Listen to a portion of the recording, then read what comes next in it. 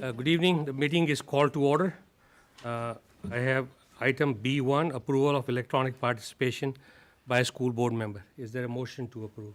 Motion. Mr. Andrews, let me explain. Mr. Andrews is traveling overseas for reasons explained to me, and it meets the guidelines for an electronic participation. Motion. Second. Mr. DePaul, Dr. Day, any discussion? Madam Clerk, would you please call the roll? Mr. Gilio? Yes. Mr. Charles? Yes. Dr. Day? Yes. Dr. Gupta? Yes. Dr. Carter? Yes. Mrs. Preston? Mr. DePaul? Yes. Mrs. Laurie? Yes. Motion carries. Mr. Andrews, depending on his internet connection, Mr. Andrews, you're there? He'll join us depending on, he's 5 hours ahead of us, so the item C1 is Pledge of Allegiance. Dr. Day? Pledge of allegiance, please rise. I Pledge allegiance to the flag of the United States of America and to the republic for which it stands, one nation, under God, indivisible, with liberty and justice for all. Thank you. Thank you, Dr. Day. Item D1 is agenda approval of agenda. Is there a motion to approve the agenda? I'd like to make an amendment to the agenda Ms. for Lowry? us to have a discussion about the school board budget retreat. Have a discussion about So it. your motion is to add an item Add an item, to discuss the school board budget retreat. Is yes. there a second to that amendment? Second that. Dr. Day, second. Any discussion on the proposed amendment to the agenda? Dr. Carter? Yes. What are we exactly talking about? What are the dates and time Well, for this meeting? if this motion passes, it would be in addition to our agenda, and when we get to that point in the agenda, then we'll address those issues. Other discussion? Madam Clerk, would you please call the roll? Mr. Gilio? Yes. Mr. Andrews? So he's not. Mr. Charles? Yes. Dr. Day? Yes? Dr. Gupta? Yes. Dr. Carter? Yes. Mrs. Preston? Yes. Mr. DePaul? Yes. Mrs. Laurie? yes. Motion carries. So that will become our item N6. Thank you. And the next one is Chair's comment. So I wanted to, let me put my glasses on so I can see everybody. You know, this board cares about everybody, and I'm not saying just for the purposes of speech. So we have to make some tough decisions, this board has made it, but that not with the objective of leaving anybody out. But as we move forward, the two important things facing us is the focus on academics, because there has been a learning loss, we know, through the pandemic. And students are left behind. If you're a teacher listening to me, you know exactly what I'm talking about. So this board needs to focus on academics. The second thing facing us is the budget. In terms of budget, you know, last year, Mr. Frost and Dr. Carter, you have been a proponent to increase the hourly wage for our employees. So as we go through the budget, and I'm going to let my cat out of the bag, I think we need to push for a higher wage for our hourly employees. I know Dr. Edwards said $16.15 was the living wage. So I'll challenge ourselves against all the odds to maybe if we can reach $17 an hour for our hourly employees. And maybe we can attain that $50,000 we proposed last year for our teachers to have it, which we were short by $3,000. So $17.50 hopefully is our goal as we move forward. Let's work on that goal and see how far we can go. So we should set a goal to take care of our students, our faculty, and our staff, and community at large. And that should be our focus. And if anybody else, I'll yield my time on the board, wants to speak on what I said. Right? Thank you. So we move on to item F1, student representative comment, Dr. Edwards. Sure. And we have a lovely treat in that we have two elementary schools in addition to our high school reps here. So I am going to invite up from TC Miller, and there's Miss Rhodes, little Miss Jasmine Smith, to share what's happening at TC Miller. Welcome. Good evening. Thank you for giving us the time to talk to you about T.C. Miller. I would like to introduce to you a fourth grader, Ms. Jasmine Smith.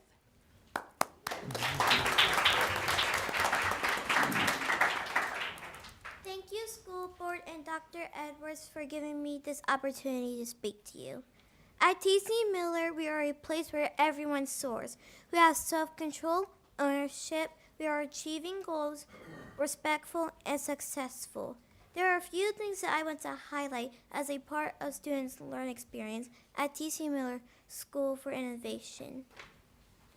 TC Miller gives us opportunities for students to be involved in extracurricular school activities. This is the current list of clubs that we have at TC Miller for the 2023 and 2024 school year. Photography, theater arts, fitness fun, environmental eagles, steppers, singing eagles, tech club, rhythmic regal eagles, and library helpers. One of the resource classes at TC Miller is STREAM. In this slide, you see pictures of engineering challenges. STREAM stands for Science, Technology, Reading, Engineering, Art, and Math. We have design challenges, science experiments, and we love when we code robots. We learn collaboration, cooperation, and creativity as we work together to think outside the box to solve problems. A part of our mission at TC Miller is that we believe in the power of arts to inspire imagination, self-expression, and instill confidence. Our students are encouraged to explore various art forms using creativity as a tool for personal growth. You may ask, what is an open performance? Here at TC Miller, we do one of these a quarter. We take what students are learning and perform. This year, our musical performance is Shrek Jr., December 6th, 7th, and 8th at 6:30 p.m. and December 9th at 2 p.m. and 6:30 p.m. We have 51 students as a part of this production. All of my friends are practicing very hard right now at TC Miller, but we'll let you see a sneak peek since they can't be here with us today.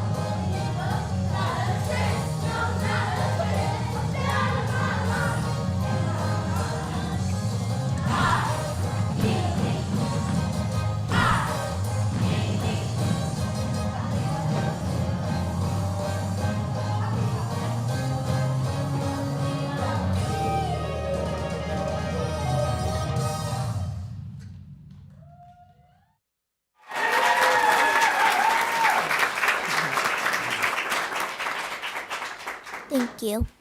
Thank you. Thank you, Jim.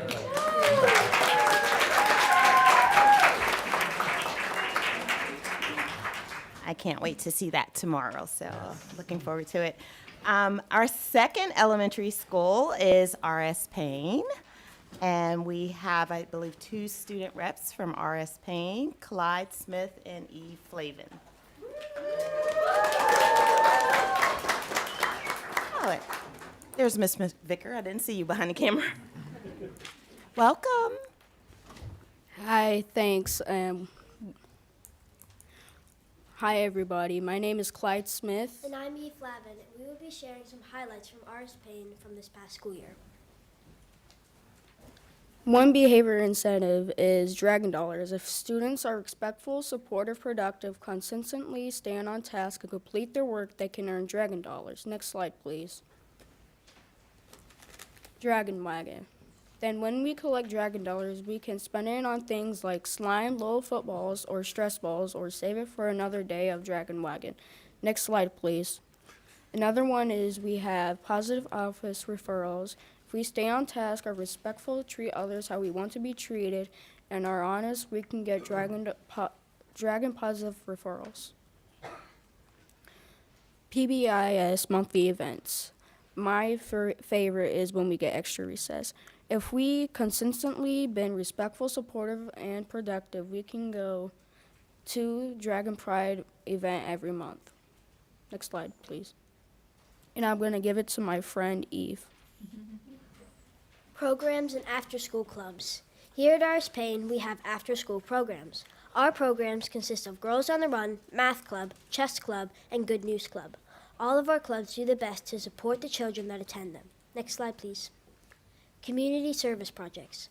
Within our awesome school, we have service learning projects. Our service learning projects are animals, literacy, seniors, safety, friendship, homelessness and hunger, community development, environment, health and wellness, and military. I am in homelessness and hunger, and we recently made little goodie bag type things for people in need. Mayor visit. Just a while ago, the mayor came to visit our school for a while. She read books to classes and gave out some positive referrals to some of the outstanding kids she saw. Family events. At the RS Payne School, we have events where family members of our students get to come and have fun at our school. We had Pirate Night and the Fall Back to School event. Field trips. Our staff at RS Payne keep it fun by bringing us on field trips. Some of the younger grades went to an orchard farm, and 5th grade Go went to the Natural Bridge Caves. All of 5th grade was able to go to the intriguing Mayer Art Museum. My personal favorite was the Natural Bridge. Thanks for listening to all that's happening at RS Payne.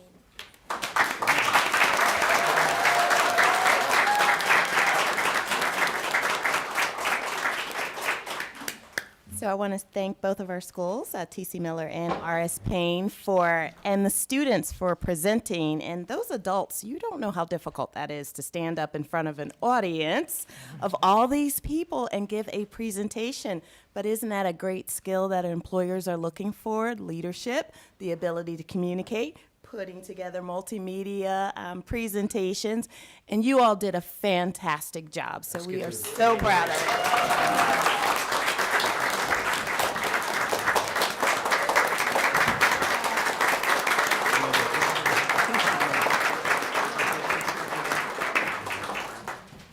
And we'd also like to support all the behind-the-scenes folks, because we know that there is a lot of practice going on and a lot of adult help with your teachers and your parents. So we also want to clap for the teachers and parents who have supported the children.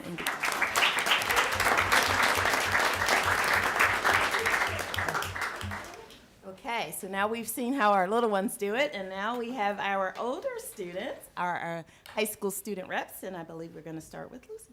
All right. Hi, everybody. I hope you guys are having a good December so far.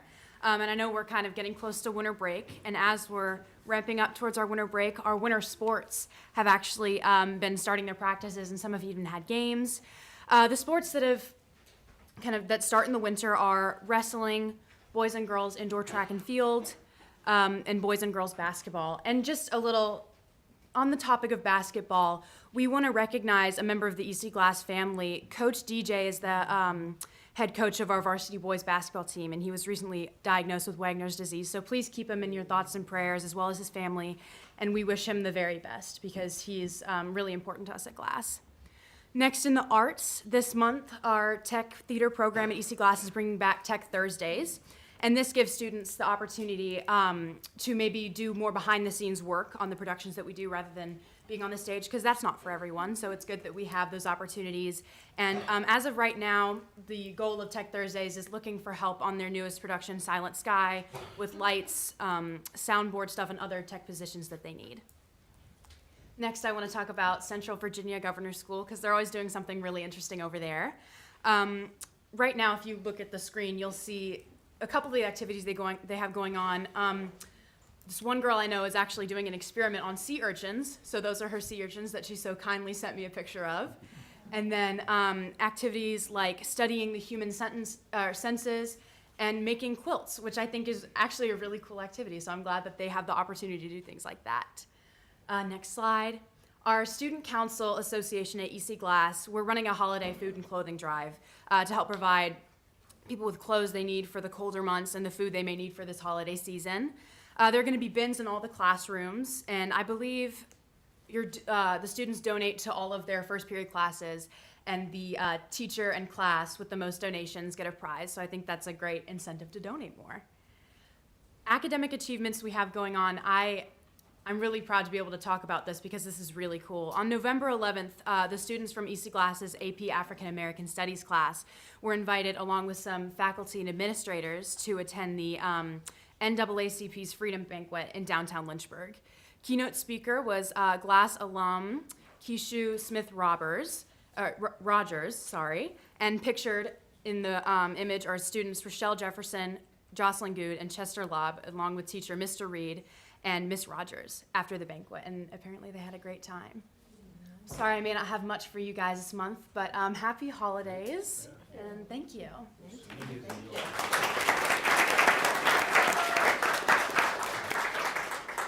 Always a pleasure to learn about all the things that you all are doing. All right, Sayla. Perfect, thank you. So this month, we didn't have quite as much as last month, but we did have a lot going on, especially with the start of our winter sports. So boys and girls basketball, they both opened their seasons with a victory. So very proud of that. And their upcoming games for boys, that's going to be December 6th and 8th. And then for girls, it's going to be December 5th, which is tonight. So wish them luck. And then they have a game tomorrow night as well. Our wrestling and swimming teams. Wrestling opened their season this past Saturday, and they placed first as a team. I know several of them who beat all their matches with like pins, so I'm really proud of them this weekend. Swimming opened their season home at the Jamerson Y this past Friday, and they have a couple upcoming dates up there. Moving on to indoor track, they had their first meet last night. They did very well, several placements across the boys and girls teams. Upcoming, they have a game home on the 9th and home again on the 14th. Moving on to student events, we had our National Honor Society induction on the 15th of November. 39 of our junior class got inducted, which is a huge number compared to some of the past classes, and that's like really an honor for them because it shows just high academic and like moral achievement. So we're really proud of the class of 2025. Powder Puff Volleyball. So the day before Thanksgiving break, our SCA hosted a Powder Puff Volleyball game where guys from each grade level competed against each other. And first place was the seniors, and I believe second place was the sophomores. So that was a lot of fun. Carpentry. So Mr. Daniels and his carpentry class went back to Paramount Elementary, and they helped third grade students construct wooden sailboats. They had so much fun. I heard stories about it, so that was good. And then upcoming, we have our Christmas pajama movie night. So students voted on The Grinch, the live action one. So we're excited for that this upcoming weekend. As far as student recognition, Nisha Mangrati is a senior at Heritage, and she was named top actor for both the Seminole District and Region 3C, so we're really proud of her. Military recruitment. We have several students get back their enlistment acceptance. We had Luke and Jacqueline. They both got accepted into the Marine Corps, and then Chris got accepted into the Army, so he'll be going to boot camp in the summer, so we're excited for them. And finally, we've had lots of early decision commitments and athletic commitments from our students, but one notable one is Justin Porter. He's a member of our wrestling team, and so he committed to VMI, and it was really sweet to see him sign with all his teammates, so that was just a nice moment. Thank you, guys.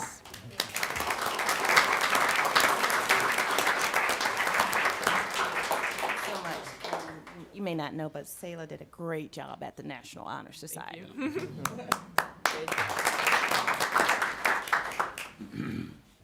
Item G1, again, yours, Dr. Edwards, Special Education Advisory Committee. Okay. From time to time, we have our advisory committees give the board a presentation.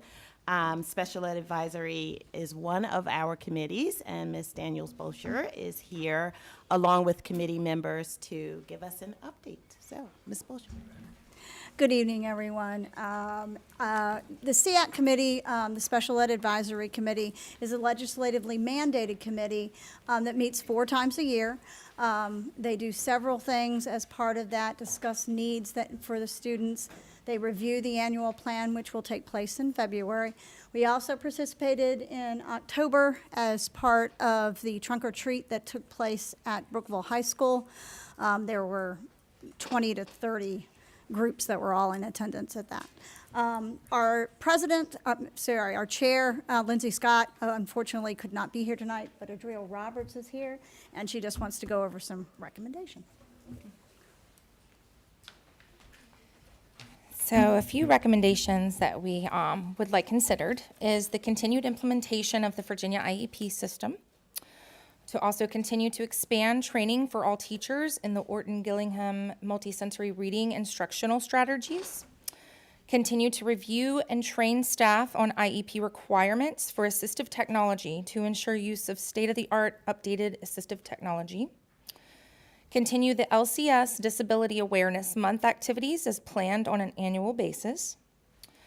The VDOE parent survey was incorporated into the state IEP documents, and case managers should continue to encourage parents to complete it. Continue to conduct collaborative IEP developmental training for parents and local supportive providers, DSS and others. Focus on IEP critical decisions and clarification of the regulations governing special education programs in Virginia. Training was held earlier this fall, and we would like to continue that. As building closures and zone changes are considered, please ensure that impact on students with disabilities is considered and timely notice is given to the process. Change can be difficult for students with disabilities, and preparation is needed to prepare students, staff, and families. And expand the number of LCS special education instructional assistants who have completed the 40-hour online training specific to become registered behavior technicians. Thank you for your time.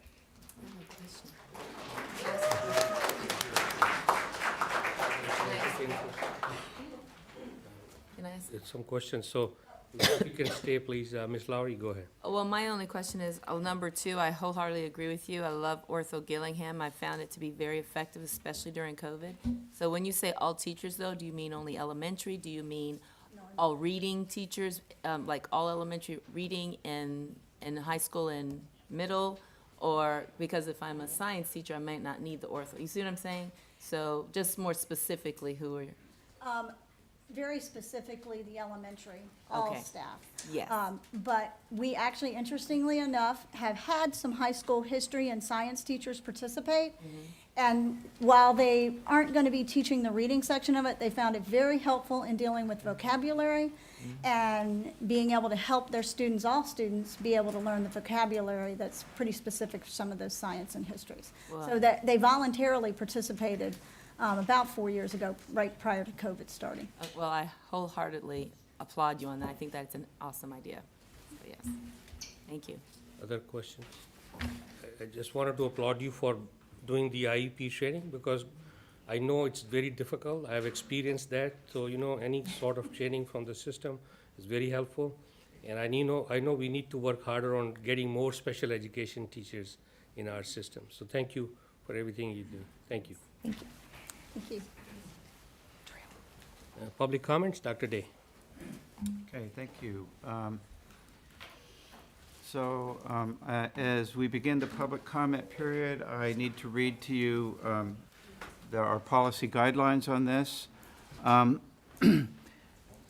Persons appearing before the board will not be allowed to campaign for public office or promote private business ventures, and should not use profanity or vulgar language or gestures, make comments about a public official or an employee that are not related to the public official or employee's official duties, engage in behavior that disrupts the meeting or intimidates others, or address the board on issues that do not concern the services, policies, role, and/or responsibilities of the school board.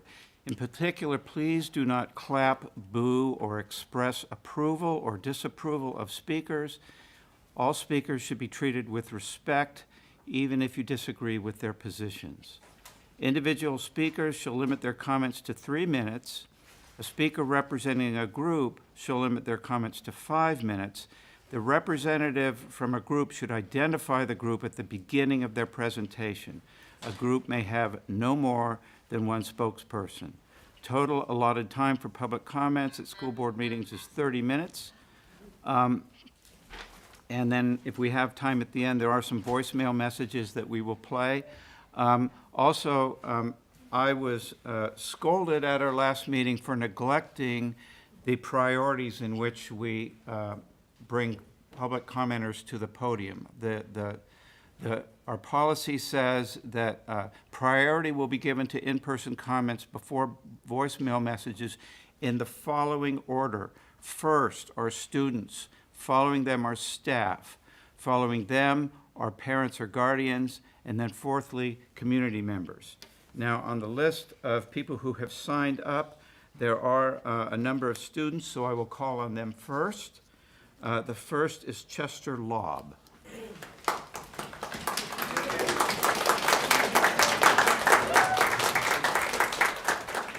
Oh, they haven't said anything. So let me remind you, you're not to applaud people. And I know you weren't applauding comments yet, but please be careful about that. Please go ahead. Hi, I am Chester Lobb. My pronouns are he, him, and I am a trans and queer student at EC Glass. Firstly, I want to say I'm sorry that you all are receiving death threats. We do not condone death threats, nor do they belong in our civil discourse. Believe me, I have had friends receive death threats and other external threats of violence because they are queer, so I understand how awful it is receiving them. Other threats queer kids face are high rates of suicide. The It Gets Better project was started because there was a high rate of queer suicides, and they wanted to remind the world that it gets better.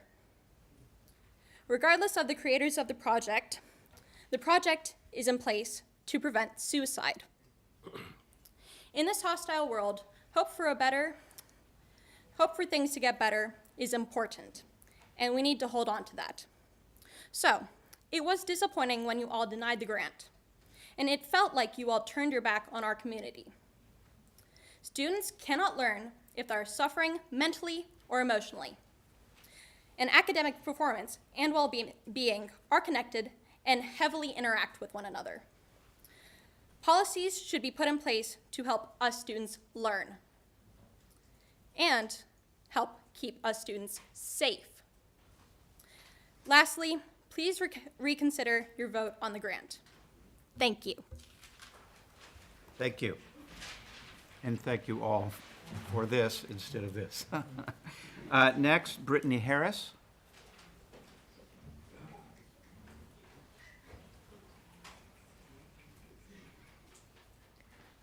Good evening, members of the Lynchburg City School Board.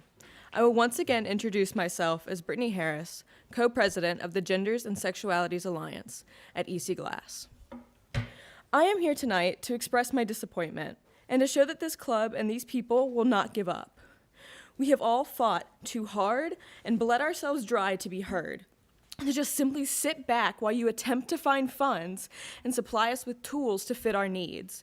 We have all written speeches and told our stories just to be brushed off because of a piece of paper needing to be on a wall. I am disappointed in this board and almost all of its members for disregarding our needs because of the organization this grant comes from. I am disappointed that you have sent the message that no matter how hard we work, how hard we plead, how hard we justify ourselves and our ideas to you, you cannot move past personal bias in order to protect students at the largest school in your district. But not only am I disappointed, I am sorry. I am sorry for you board members, and I apologize for the scrutiny you face due to your actions. No one should have to face these alleged threats. It is simply ridiculous that someone would threaten your lives over this. I'm sorry you all have finally felt what it's like to live under scrutiny and fear because of your identity. I sincerely hope that you all had somewhere safe to calm down from the emotional toll of these threats. Thank you for your time tonight, board members, and I sincerely hope you all stay safe. Just remember, it gets better for you. Thank you. Next student on the list is Percy Phillips. Hello, school board members. Part 2. I'm Percy Phillips, Vice President of the GSA Club. Very much like the first time I spoke to you, I'm terrified to be up here today. But I am up here for myself, for my peers, and for my teachers. But first, I'd like to start off with, if you can't fund TC Miller, how will you fund our room and all the other rooms for all of the other LCS schools that don't have one? What money is there in the budget for us? I thank you for the thought of donating us money. I appreciate it dearly, but we wouldn't have had this problem if you had just given us the grant. Sorry if that seemed rude. I'm just fed up of always being put last. I'm tired of worrying about if I won't be able to use my preferred name and pronouns from Governor Youngkin's harmful and downright disrespectful and apathetic guidelines. What are you so scared of? Honestly, I find it gross that you don't want us to have the freedom to figure out who and what we are/want to be. And what you've done has proven to the students of LCS that you don't know our names or our needs. Thank you for your comments. I think the final student we have signed up is Aspen Luz. I hope I've read it correctly. Aspen Luz.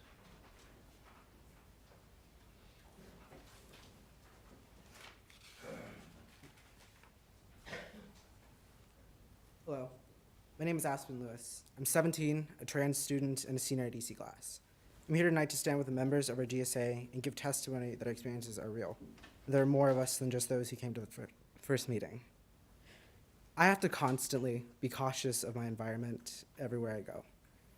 That unfortunately includes EC Glass.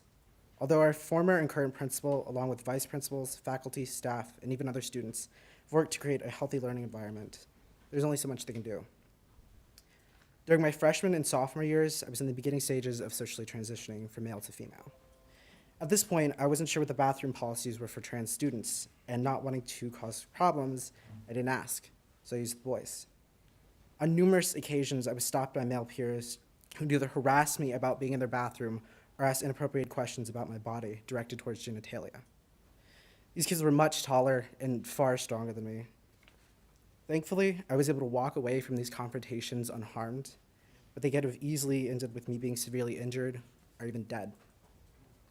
Understandably, during COVID, there was limits to everything, but because there wasn't a place I could go to process these confrontations, I had to head to class and try to forget what had happened, which in part led me into depression, which led me to failing several classes freshman year and kept my mental health in poor condition sophomore year. I've experienced many anxiety attacks in my life, as well as had friends who experienced panic attacks. Those anxiety attacks put you in a feeling of danger and put you in fight or flight. Panic attacks feel like and even have similar symptoms to a heart attack. In those moments, isolation is key in calming oneself and being able to regain composure. Considering that Glass has been a target for numerous threats and has had many lockdowns, myself as well as my other peers have had to call or text friends and family to tell them that we love them. You can only imagine how overwhelming it feels to do that multiple times and have to get up and either go to your next class or just go home. Because you've denied the grant, you've denied students the power and opportunity to bring safety into our school and have set a precedent that LCS doesn't stand for its marginalized students. Thank you. On the list, I see two staff members, so they will come next. The first is Aaron Reed.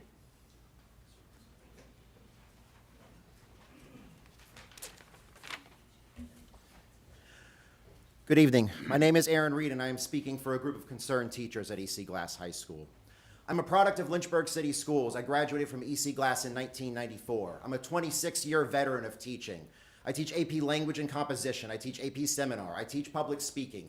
I am the proud pilot teacher for the AP African American Studies class at my school. I am the co-coach for our award-winning forensics team. And last year, the VHSL named me the Speech Teacher of the Year in Virginia for 2023. And tonight, I am coming to talk to you about the Virginia Education Success Account Program. You heard about this last month, but let me quote from you House Bill 1508, which reads like this. This bill permits the parent of a qualified student to use the money in these accounts for certain qualified expenses, such as tuition, deposits, fees, required textbooks at a private elementary school or a private secondary school located in the Commonwealth. Now, last month, there was an individual up here speaking about the benefits of this ESA program. And it's ironic that he trumpeted the nonpartisan perspective of this move as he represented Americans for Prosperity, which is an ideological group funded in part by Charles Koch, who is a mega donor of hyper-partisan movements across the country. Now, there were two claims made at this podium last month, and I want to address both of those because I'm in the business of talking about arguments. Issue number one. The individual at this podium claimed that the ESA program leaves 50% of the per pupil expenditure by the state in the hands of a local school district. What this fails to mention is that when those public tax dollars are funneled to private, often religious organizations to facilitate that student transfer, the local public system loses more than money, it loses staffing. It loses a whole lot more. Put it another way. Instead of investing in public schools to help renovate or to help improve our existing facilities or train our staff, this would go to private institutions who charge fees.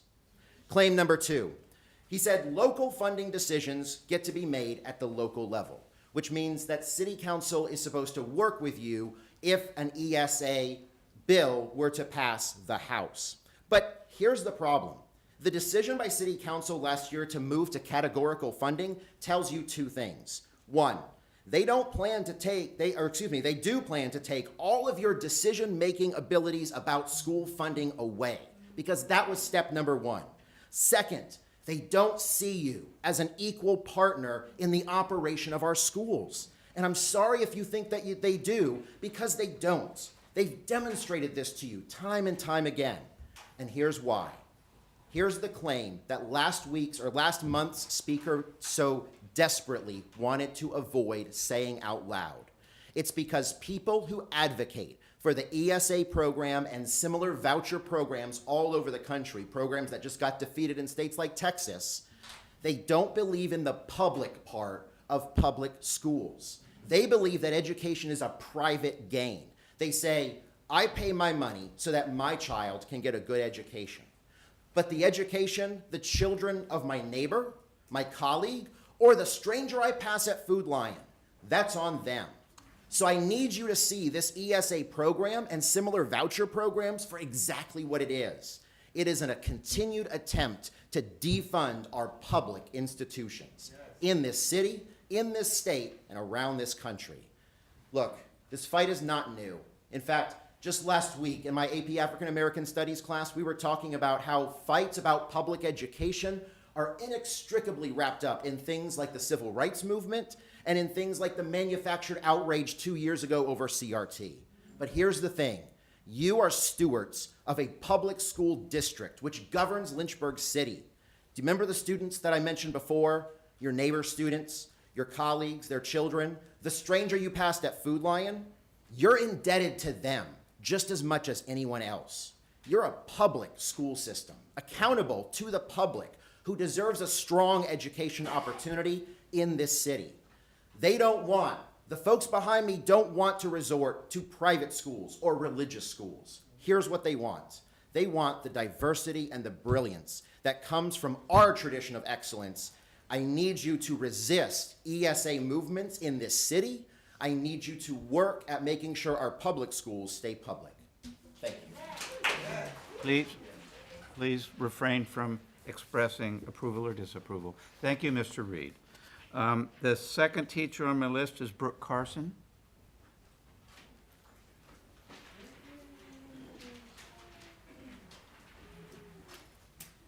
Hello, everybody. I'm Brooke Carson. You've heard from me a lot in these last couple school board meetings, so I won't talk for very long. I just wanted to come and say thank you to the school board members that were supportive of my students, and to express my disappointment for those of you that were not. It's really not about the money. My students work hard, it is something where we will make this project happen regardless of the money. But what I'm most disappointed in is that I brought my students here, right? All of us came here so that they could sit in the audience while people who are supposed to be, caring for them, taking their needs into account, while those people debated whether or not they had a righteous place in the school. And that was what I was most disappointed with. So I want to say, again, thank you to the folks who offered their support, and hopefully we can do better next time, the folks that did not. Thank you. Thank you. Okay, those are the only staff members that I see signed up, so next we move to parents. Katie Seifert. Excuse me, what? Katie Seifert. She's a staff member. I don't know if she's on your list. I don't see the name on the list. I'm number 10. I was listed as parent, but I'm a staff member. Oh, okay, so you just miscategorized here. Okay, it says parents. Hi, I'm Katie Seifert. I have actually brought a section of the Code of Virginia that I'd like to read aloud, and that is section 22.1-6.1, menstrual supplies availability, public, elementary, middle, and high schools. As used in this section, menstrual supplies means tampons or pads for use in connection with the menstrual cycle. B, each school board shall make menstrual supplies available at all times and at no cost to students in such accessible locations as it deems appropriate in each elementary school in the local school division. C, each school board shall make menstrual supplies available at all times and at no cost to students in the bathrooms of each middle and high school at the local school division. This is not a recommendation. This is state code, and I've brought copies for each of you. The code requires that these are provided free of charge at all times in all bathrooms at our middle and high schools. And we're not doing it. This board has not done this. Staff members are individually soliciting donations, or we are purchasing these items out of our own pockets, and yet even the donated supplies are not consistently stocked in bathrooms as required by code. You cannot supplement this with donations. It is a state mandate. When passed by the General Assembly, the fiscal impact report stated that there would be no state fiscal impact because the cost would be borne by local school divisions. And now that you know the code requirements, you need to meet them. Given the number of bathrooms in each building, the installation of dispensers, just the upfront cost is probably going to exceed $10,000. Perhaps board members can solicit grants or donations that meet your political persuasion, or you can return to City Council for a budget amendment. Regardless of the funding source, the school board must meet the state code. Personally, I've found that if people or an organization offers resources for the benefit of the students, the simplest thing is to say thank you. But many thanks to the EC Glass students who sought to solve these unmet student needs and to defray the costs from Lynchburg City School Board. And I'm looking forward to seeing this school board meet its statutory requirements at all schools in the division. Thank you. Have copies. Okay, and so now that is the last of the staff member comments. So the order of precedence now goes to parents, of which we have several. The first is Colleen Larkins.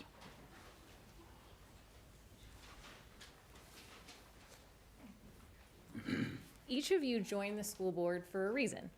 Rather, it was because you wanted to bring pre-K to more kids, close the achievement gap, or you're really good with finances and you thought you could help. You had a vision for what you hoped to accomplish when you came here. You have talked a lot about vision in the last few years as LCS board.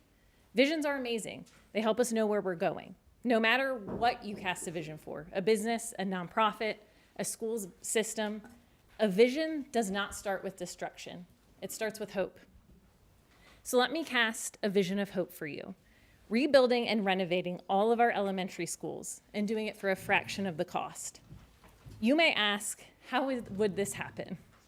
Just one state away in North Carolina, Movement Foundation is building beautiful schools for $8 to $12 million.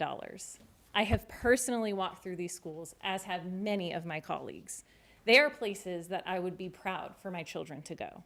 Yesterday, I dropped off a black folder to each and every one of you with your name on it. In there, you will find the information, the contact information, and more about these schools. I've had extensive conversations with this foundation. They would love to work with LCS. So let's get back to the vision. Let's start by asking City Council for $15 million to rebuild Sandusky. Once you rebuild Sandusky, it takes away a lot of the issues of overcrowding in other schools because we won't be closed anymore. There'll be more room. You'll have a track record with a construction company that can build affordable buildings. You can move to renovate all of the other schools that need it for a fraction of a cost. This is a vision that LCS parents can get behind. I know several of you have said, and this is a direct quote, Chris Feraldi, put your money where your mouth is. Only you can give him the chance to do that. So ask for the $15 million for Sandusky Elementary. Not lump it in with anything else. Ask for it alone. Ask for them to stand behind the community they serve and rebuild a community. Because at the end of the day, we are a thriving school. That's what we've always been and can continue to be. We can be a place of learning and growth and a place that many people in our community call family. Thank you. Katie Yergler? Or, I'm sorry, yes, Yergler is what it looks like.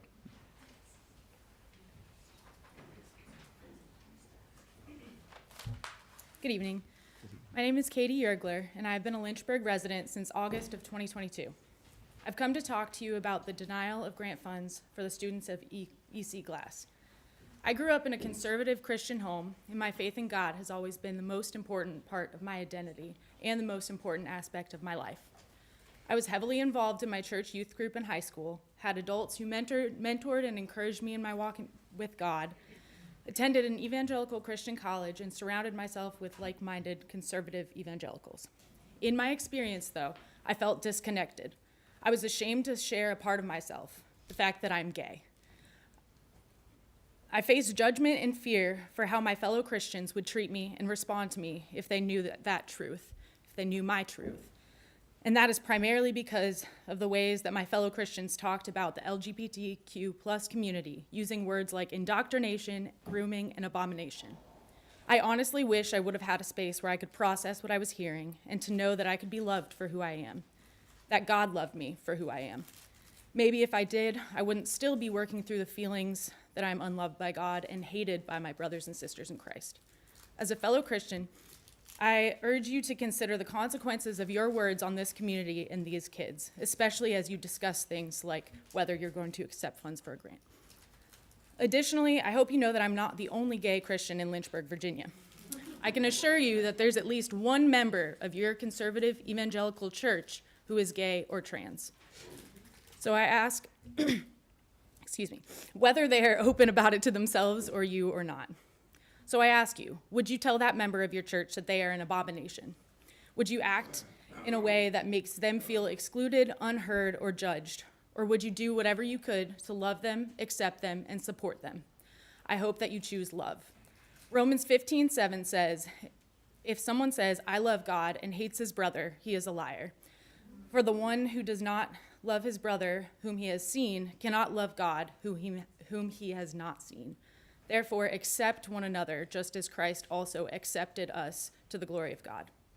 To the youth who are struggling with their faith and their sexuality, I want to encourage you that your struggle does not make you any less loved by God. Your sexuality or gender identity does not change Christ's love for you. Additionally, Galatians 5:14 says, for the whole law is fulfilled in one word, in the statement, you shall love your neighbor as yourself. Thank you. Thank you. Next is Megan Huffman.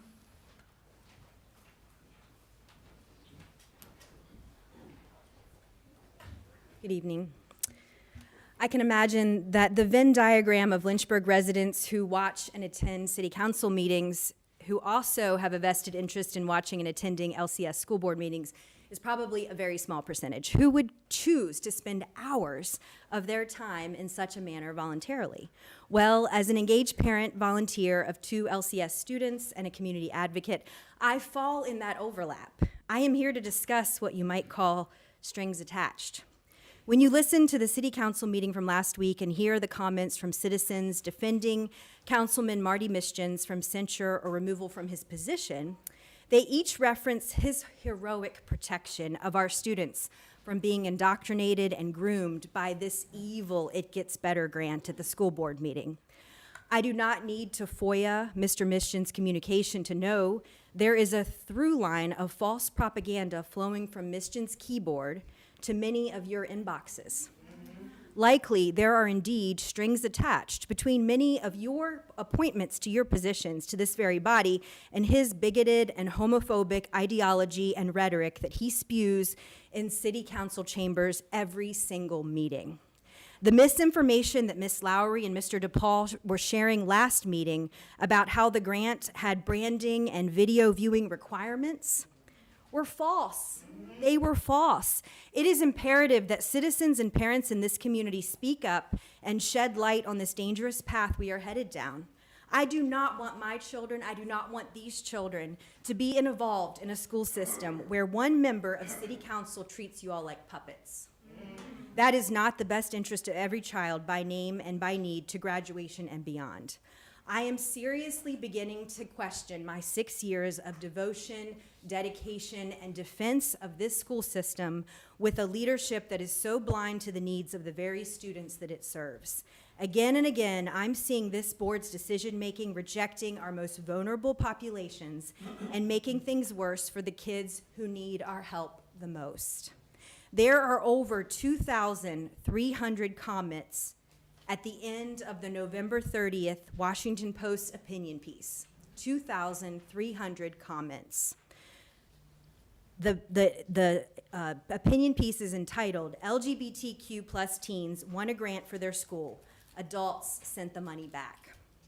The majority of the comments encourage our EC Glass GSA students to write about this experience in their college essays and then move as far away from Lynchburg as they possibly can and never return to our backwards, bigoted town.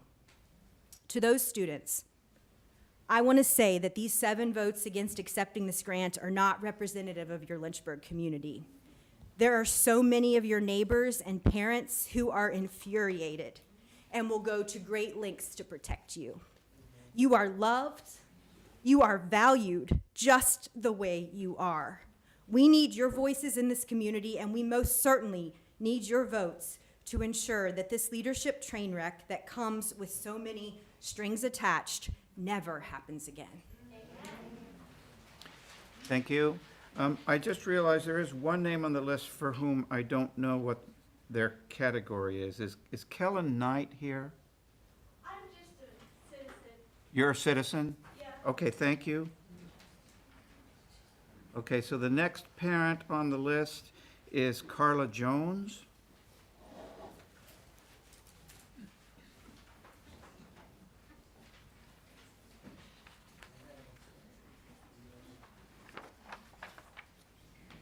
Before you start my timer, I was going to ask, would it be possible for me to move back? What I have to say piggybacks on what Dr. Roger Jones is going to say, so it will make a lot more sense if he's able to go before me.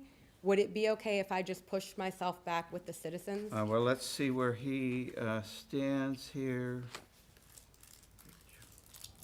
Roger Jones, yeah, he's a community member.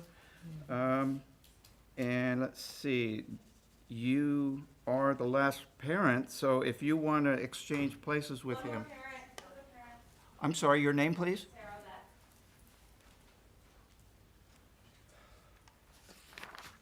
Sarah, I'm not seeing your name here. Sarah Best? B-E-C-K. Number 13. Ah, there it is, okay. You are also a community member, it says here. I am actually a parent. You're a parent? I am. Okay. Can she go? Yeah, if you'd like. Roger and- Sarah, you go next then. Great, thank you. I would also like to ask you, I am a parent of former LCS students. Well, I think what parent here means parent of current LCS students. Could you clarify that, please, in the record? Let me look at how the wording is here. It just says parents/guardians. So your point is that that needs to be clarified in the policy? Yes, and I think I should be allowed to speak as a parent because I asked to speak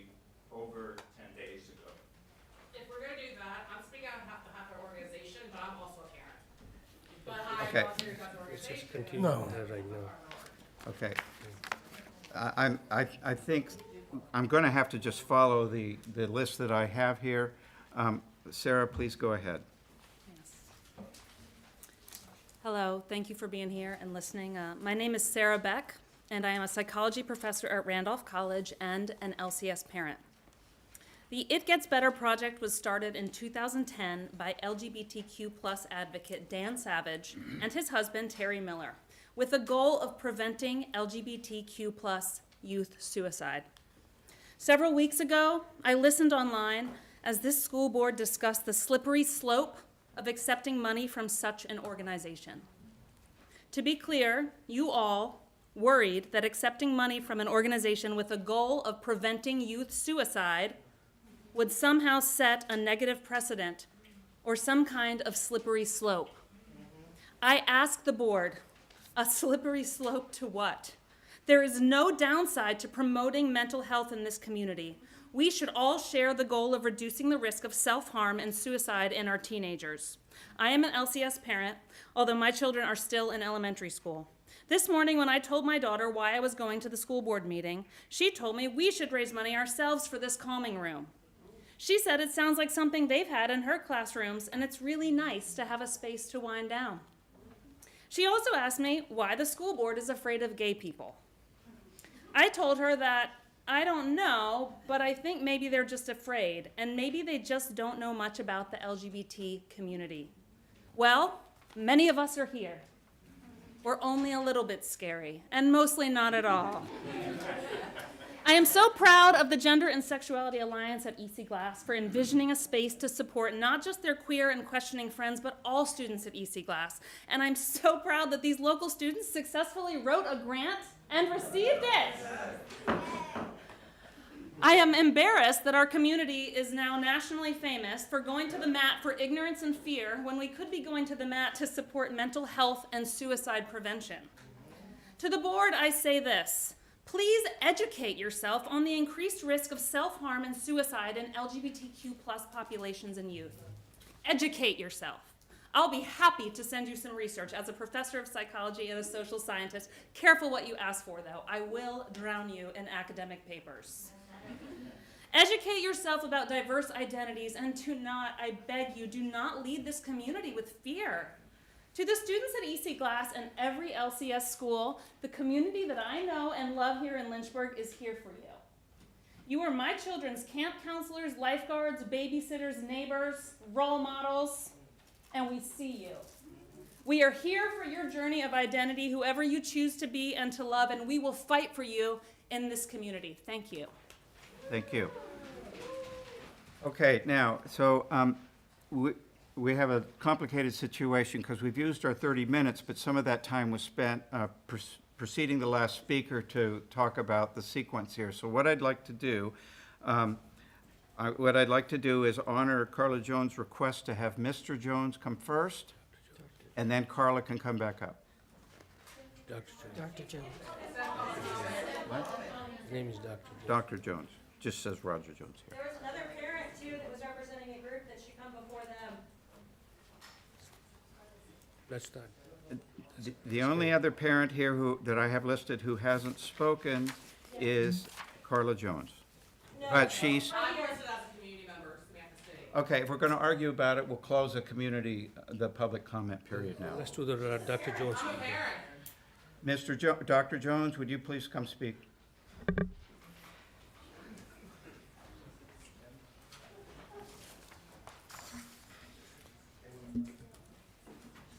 More than 30 years ago, I was asked by an LCS school board member, what was the unintended consequence of a policy I brought to the school board? It's one of the most important questions I've ever been asked. My comments tonight revolve around unintended consequences. The current strategic plan ends at the end of this academic year, and the new strategic plan may be the most important one ever approved by Lynchburg City School Board. As Peter Drucker says, culture eats strategies for breakfast. Culture drives a school division, and culture drives schools. You cannot improve school climate or create a great organization without addressing culture. This school board creates that culture across the city by creating and supporting policies that lay the foundation for a great school division. It does not matter if you send school buses to bring parents to schools or feed them when they get there, if when parents get there, they do not like the way you are treating their children. Culture reflects your why, purpose, vision, and values. As a school board, what is your why? What is the school board's vision for the future? What are the unintended consequences of creating a vision that does not address supporting every parent and every child? Are the standards of learning the floor or the ceiling? How are teachers and principals recognized as two of the most important resources we have in this city? What role do the arts, activities, and athletics play? For strategic plans to be meaningful, they must be driven by strategic thinking, which includes 4 elements: identifying strengths, weaknesses, opportunities, and threats. Threats, to me, are the unintended consequences of policy decisions that have not gone through a deep dive. So tonight, I ask you to consider some unintended consequences of board policy that you're going to have to make. The school division is requesting to come out from under the desegregation order. I think you will find that coming out from under that order is not as simple as asking. What are the unintended consequences that result from planning before you know you are successful? If the court allows you to come out from under the court order, it is assumed you will create neighborhood schools. If you don't take advantage of the really good idea already expressed of taking $15 million to renovate Sandusky, what are the consequences of the reallocation of Sandusky students across the city? What happens if housing patterns around schools result in some elementary schools being predominantly all white or all black or having a Hispanic majority? Does this result in another lawsuit for violating the intent of the original court order? Public school choice is a positive statement and a direction for school divisions. With credit to Field of Dreams, if you build what parents want, they will send their child to city schools. That is what we did in creating T.C. Miller, Dunbar, and Darrington as schools for innovation. We surveyed parents, asking what a magnet school would have to look like for them to send their child. We hosted 35 community meetings and wrote the magnet school grant. We built the program around what parents wanted. Parents supported and children came. Parents still support these schools and appreciate the choice. What are the unintended consequences of closing T.C. Miller? Do parents take their children back to their base school, send them to private school, homeschool them, move them out of the city, or pay tuition to go to a neighboring school division? What is the intended or unintended consequence of taking away choice? Nationally and statewide, schools of choice are what parents want. This school division is positioned to be a leader in this movement. You already have 2 elementary schools, a Ghost Center, a middle school, a STEM academy, and a governor's school that are all successful schools or programs of choice. Lynchburg should be showing others how to do it, not closing one of the schools. Schools have to play a role in combating bullying and cyberbullying, even off school grounds. Schools need to explore every option to prevent this from happening. You've heard examples tonight that it does happen. Too many suicides are caused by these behaviors, and such behavior increases absenteeism for those bullied. At some point, the rights of the victim have to be protected. What are the unintended... Point of order. Thank you. Your time is up. Thank you. Thank you. Now, at this point, Ms. Jones had asked to trade her position with Dr. Jones, so I think she's entitled to come to make her comments. I'm speaking on behalf of T.C. Miller PTO. To finish where Dr. Jones left off,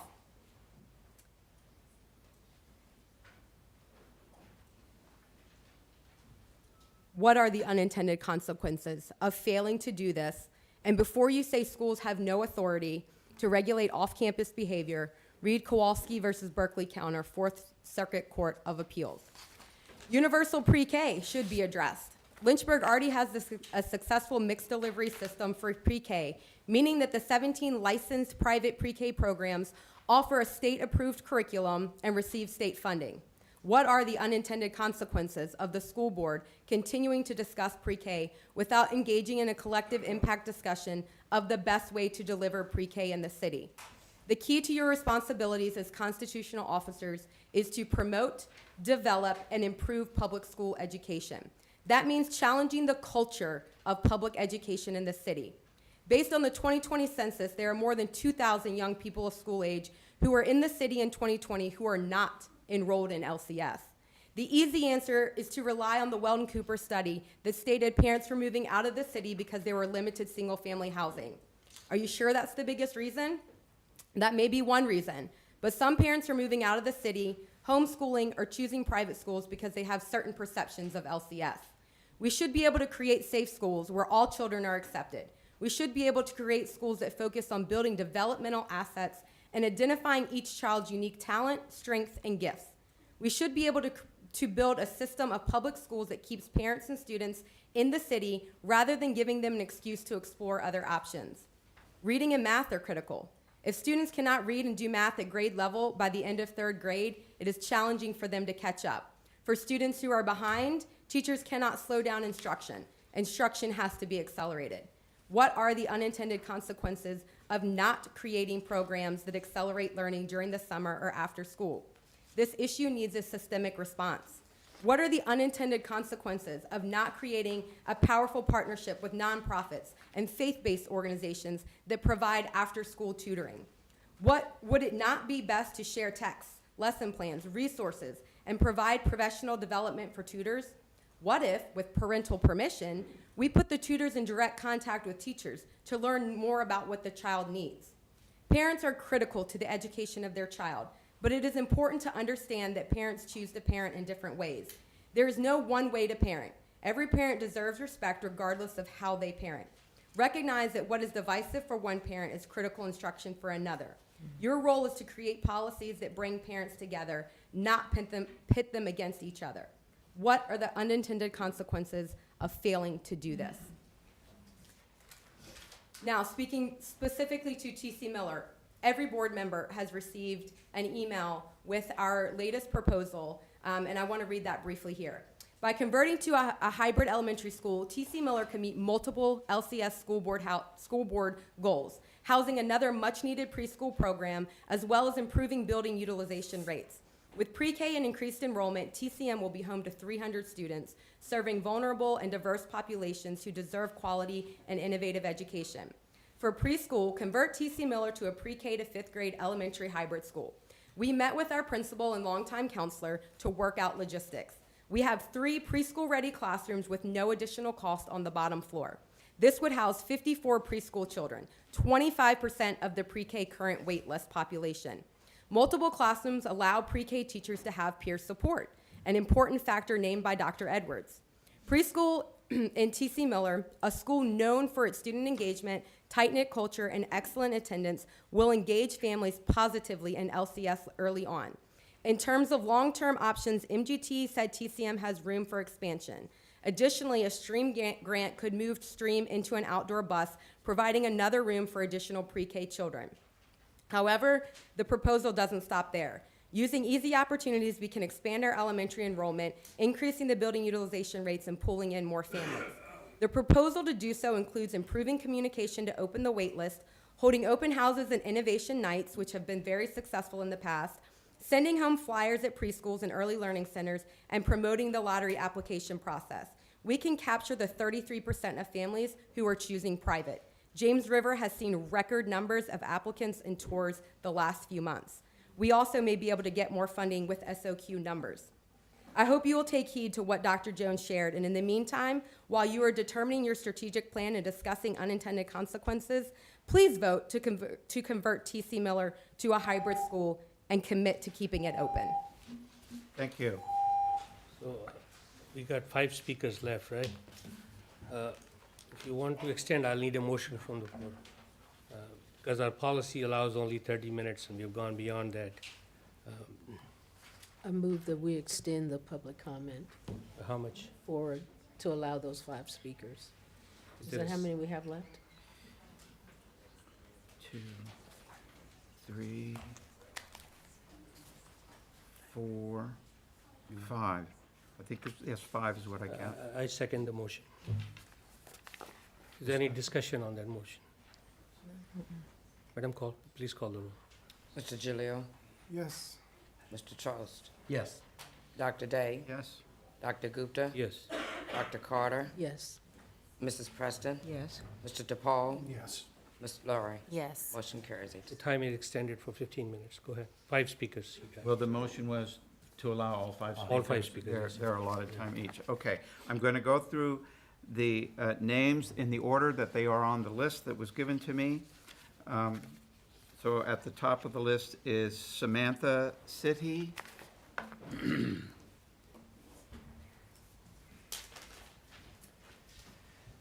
Good evening, members of the Lynchburg City School Board. My name is Samantha City. I'm a parent of 2 students at Sheffield Elementary, a spouse of an LCS teacher, and a member of the Junior League of Lynchburg. So I would need an additional couple of minutes since I'm part of an org.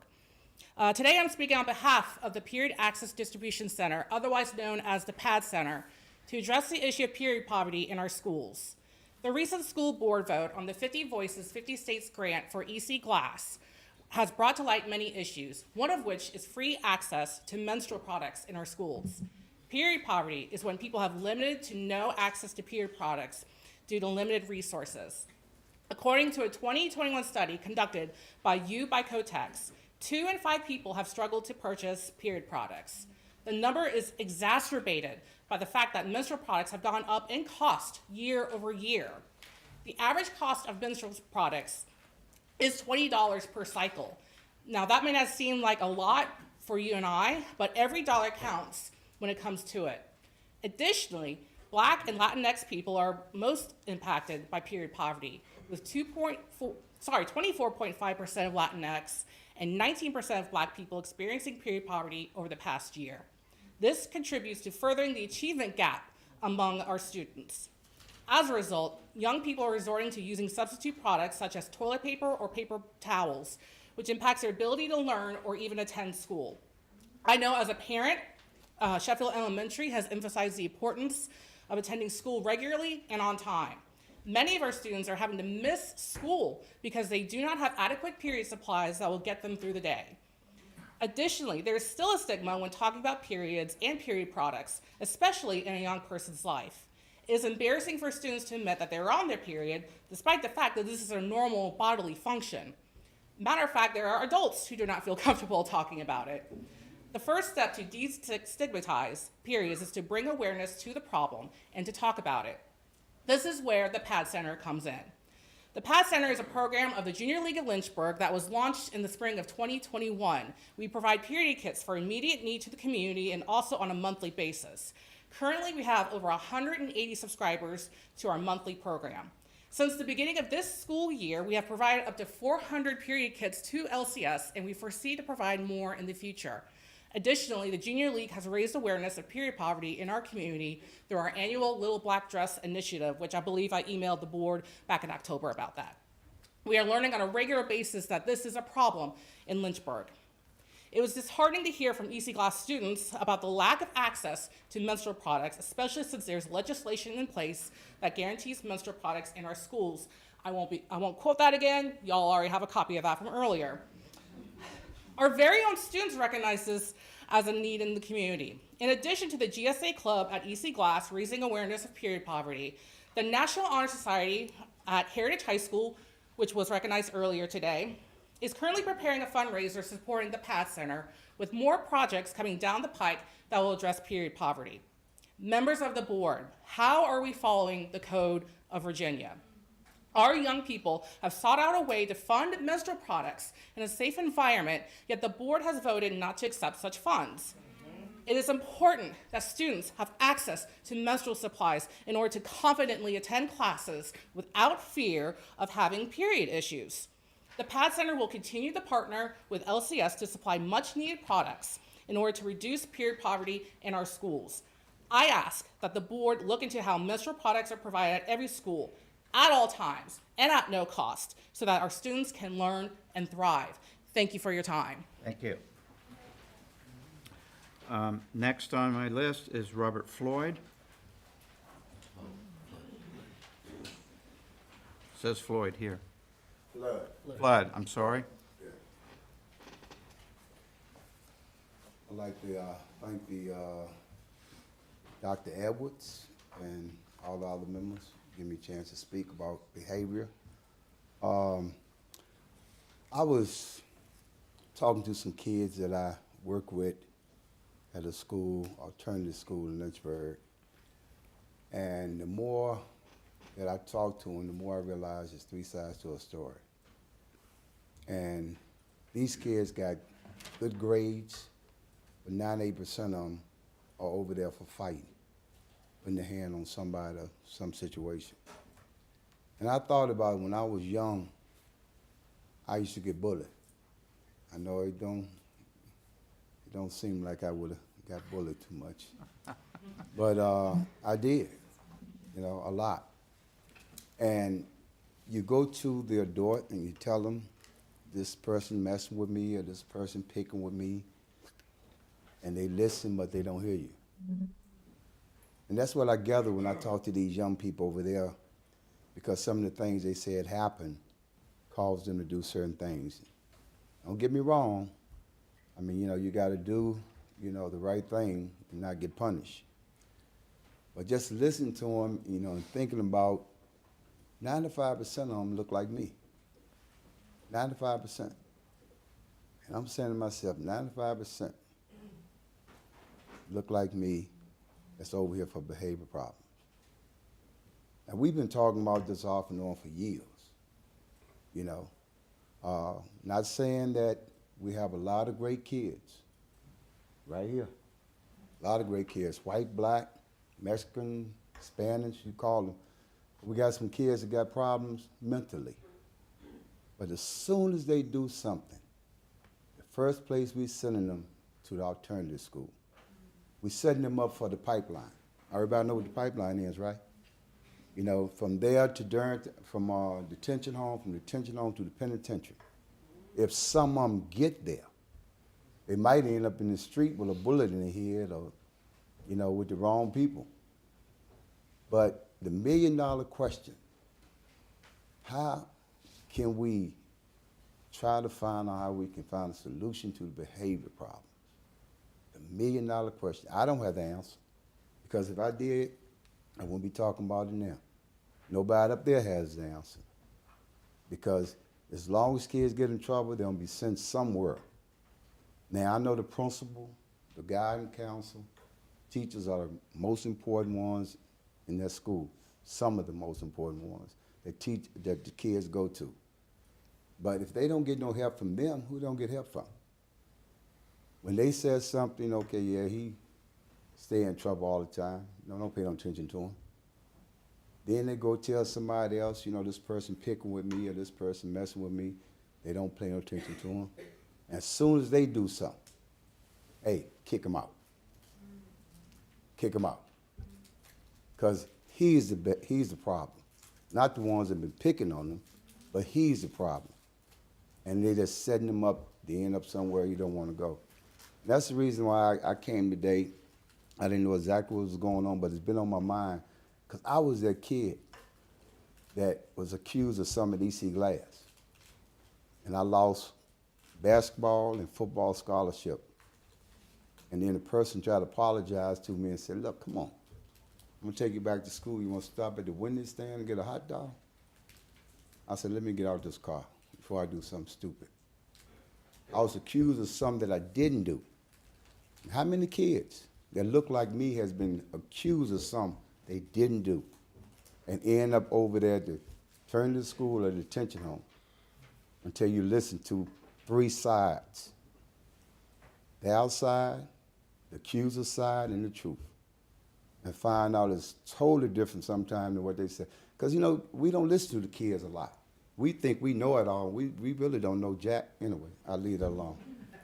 But I'm just saying in general, we have to listen to these kids today. These kids are our future. That's what we're always saying. And we talking about closing schools down because we ain't got no money. And we talking about $3.5 million on the riverfront that we've already built something big, you know. But we can't fix a school over here that's falling down. And we got money allocated to do it. But we talking about closing the school, and these kids, you know, got more problems as it is when they go home, because that's where it started, at the household. But thank you. Think about what I said, just a little bit. Thank you, Mr. Flood. Thank you. Gail Goldsmith is next.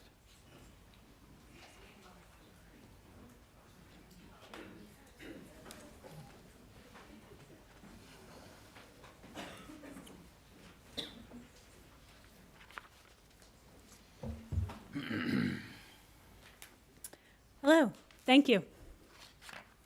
My name is Gail Goldsmith. I serve as the priest of Trinity Episcopal Church, a multi-generational community that is all about flourishing God's belovedness for everyone and interventions for justice. And I really hate to hear my loving God's name invoked a lot for injustice. It really bugs me, but I'm not here to talk about that. First, I do want to thank the GSA and the students who have done tremendous advocacy work. A $10,000 grant. That's amazing. That's phenomenal work. Thank you to them for everything that they've shared and for their bravery and for the heartbreaking stories that they told. Oh my gosh. These students spoke to you about panic attacks from bullying, from lockdowns, and fear of gun violence. My heart breaks for them. Y'all sent the money back? There was a lot I didn't know about myself when I was in high school, but I could have used a room like this. My dad was deployed as part of Operation Enduring Freedom, and I lost time in the classroom, and I lost concentration because I had panic attacks and I was sobbing. Anybody could use this room, any of these students. They designed this grant with generosity, wholeheartedness, and care for every other student in that building. And the money got sent back? I was so excited to see that the discussion will continue on the agenda. I'm really hopeful for it. One principle of religion is that we can always reconsider. We can always repent. We can always back it off. We don't have to double down on anything.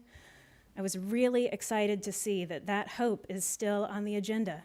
Here are some reasons to reconsider. The sheer need for this room. They wouldn't have written it. It wouldn't have been awarded to them if they didn't deeply need it. You've heard powerful grassroots voices from Sandusky, T.C. Miller for this grant. I invite you to respond for them, not to strings attached, not to special interest groups, and not to astroturfing, like the kind that the manufactured outrage from astroturf groups that supports the Youngkin model policies. You've heard offers, and I'm sure your inboxes are full of lit reviews with best practices for student safety, student flourishing, student decision-making, honoring their voices, identity, needs, and their belovedness and their safety. I don't want to repeat the fantastic statistics. You heard about the sheer cost of menstrual products. I thought those would have been provided. It's in the code, and you know, it's 30 tampons cost between $7 and $11. Oh, right. This is an anti-suicide intervention. I hope you make it. Thank you. Okay, we have two to go. Margaret Kicklighter.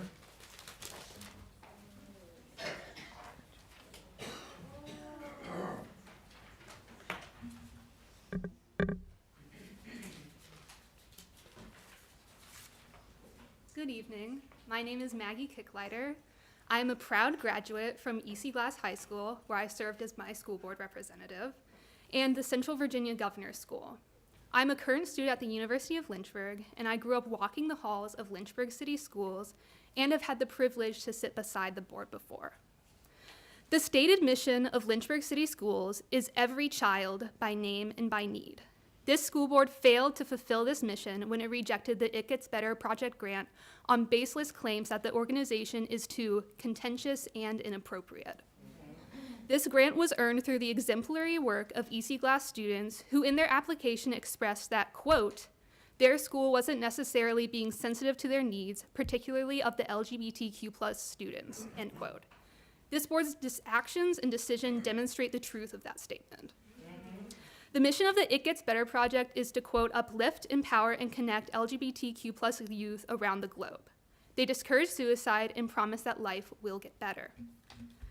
When the board rejected this grant, you rejected these values, citing suicide prevention and the empowerment of LGBTQ+ youth as controversial and immoral.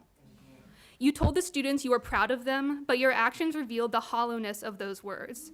It is insulting that you couch the rejection with lip service supporting these students when your actions maligned their identity as something shameful and indecent. If the Please school board refrain from making supportive or derogatory comments about the speaker. If the school board was genuinely concerned about donations from controversial institutions, then Liberty University would not be allowed to donate to the LCS Education Foundation, since it has been the center of several scandals. If the school board genuinely cared about misinformation, then they would not spread it themselves by deliberately misrepresenting that the grant had extensive branding attached to it or mandatory viewing of videos supporting the organization's ideology. If the school board valued the truth, they would not base their rejection of this grant on the supposedly corrupt intentions of the It Gets Better project without proof beyond their own claims to do research. It is an insult to this city and to these students when the board insists that they are proud of their efforts and that you support them, while you smear an organization whose mission it is to empower and uplift them. The board made a mistake when you rejected this grant, but you have the opportunity to lead by example, show humility, and rectify that mistake. You have a duty as a public servant to give these students the respect they deserve, to embody your promise to serve every child by name and by need. Thank you. I think, one to go, Gary Woodson? Phil Stump has not signed. Huh? Phil Stump. He's not on the list.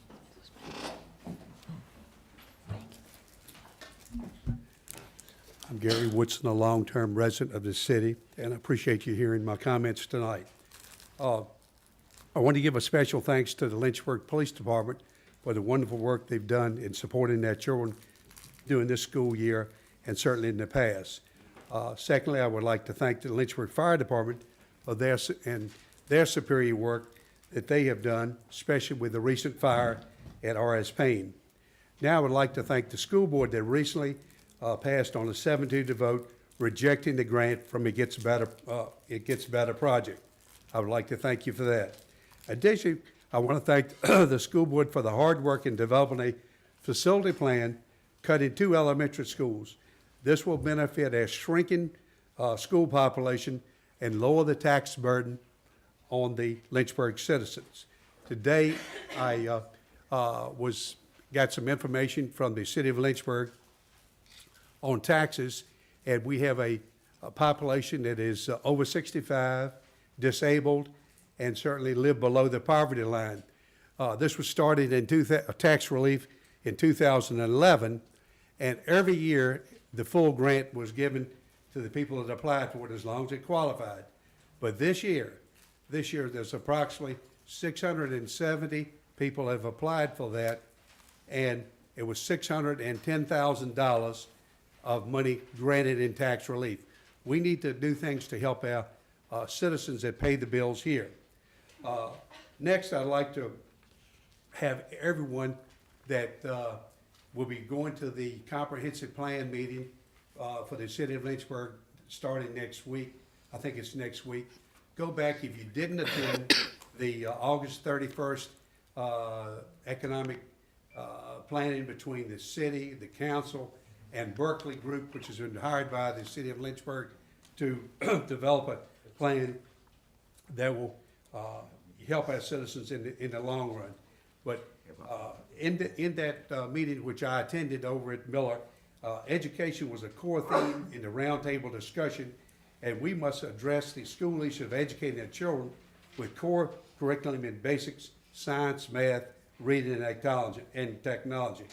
We have seen, as one person stated, we've seen our ranking in the state of Virginia move into the bottom tier in recent years. This must change. Throwing money at will not fix the schools as we have over the past couple of decades. Only good moral leadership will. And in conclusion, I have discussed slippage in the test scores with a former school board member and a current school board member. We discussed the importance of bringing faith and family back into our schools. Thank you. Thank you. I think I miscounted the number of people who haven't spoken yet. I see two more names here that I haven't gotten to. They are Kellen Knight and Mr. Stump. So Kellen Knight, will you come first, and then Mr. Stump will be our last speaker. Is Dr. Stump. Hi, my name is Kellen Knight. I'm here to speak on the refusal of the It Gets Better grant. There were several reasons given for this denial, all of which were debunked in the discussion that followed. First, it was the branding or concern over there being strings attached. It was then made clear there were no strings attached and that the concern over branding was a misunderstanding of a simple acknowledgement. There were then issues with the donor. What were they? We don't know. These kids came to you with clear concerns, statistics, and testimonials. Show them the same respect by clearly stating your concerns and citing your sources. It was brought up that this particular organization may be considered controversial. On October 10th, this board accepted a grant from J. Crew, who has also received an acknowledgement. There were no concerns to be had over their having products made in sweatshops, their history with union busting, or if they paid a living wage. Am I saying the board should have denied this grant? No, get the money. But is an overall objectively positive organization, having a co-founder that at one time was a sex columnist, worse than the previous concerns. An analogy was made posing that if the donation were coming from Trump, we would be in the same position. Let me be clear. Queer people are not a partisan issue up for debate.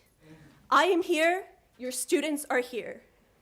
Lastly, when discussing a board-funded room, it was said that the room shouldn't be associated with any particular group of students or organizations, stating that these children deserve neutrality. To free this contribution that the school wouldn't have without their hard work from any ties to the GSA is not neutrality, it's erasure. Your personal attaboys towards the GSA are nothing but a spit in the face without the action and support to back it up. This is about more than a room. It is about these students' right to be regarded with the same respect and consideration of their peers.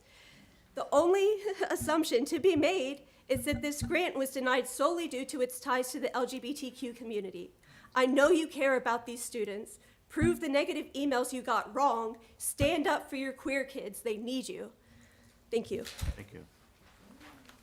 Okay. Dr. Stump.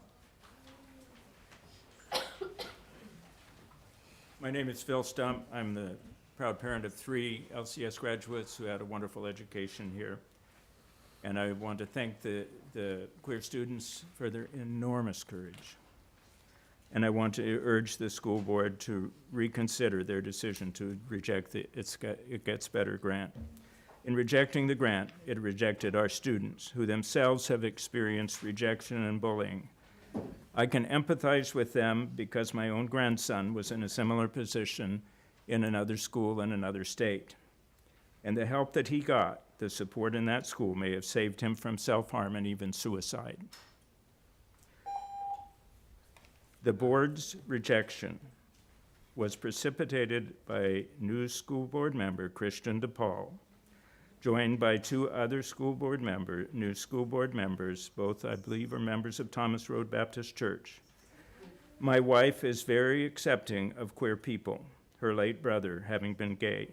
When she heard about these people's objections to the grant, she simply asked, "What are they afraid of?" I would ask Mr. DePaul the same question. What are you afraid of? You surely do not need to fear queer students. You do not need to fear the granting organization because of its support for queer students who have been bullied and harassed by people who believe they are supporting religion.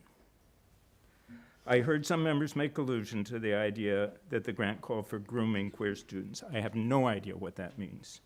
No one can make another person queer. It appears that a number of board members believe that young people have a choice about their sexual orientation. There is widespread agreement among educators and health professionals that this is not the case. The fears of board members reflect a deep misconception of the role of religion in public schools. The religious beliefs of school board members are irrelevant to the education of public school students. When Puritans immigrated to North America to escape religious persecution by the Anglican Church, they often tried to impose their own religious beliefs on others after they arrived.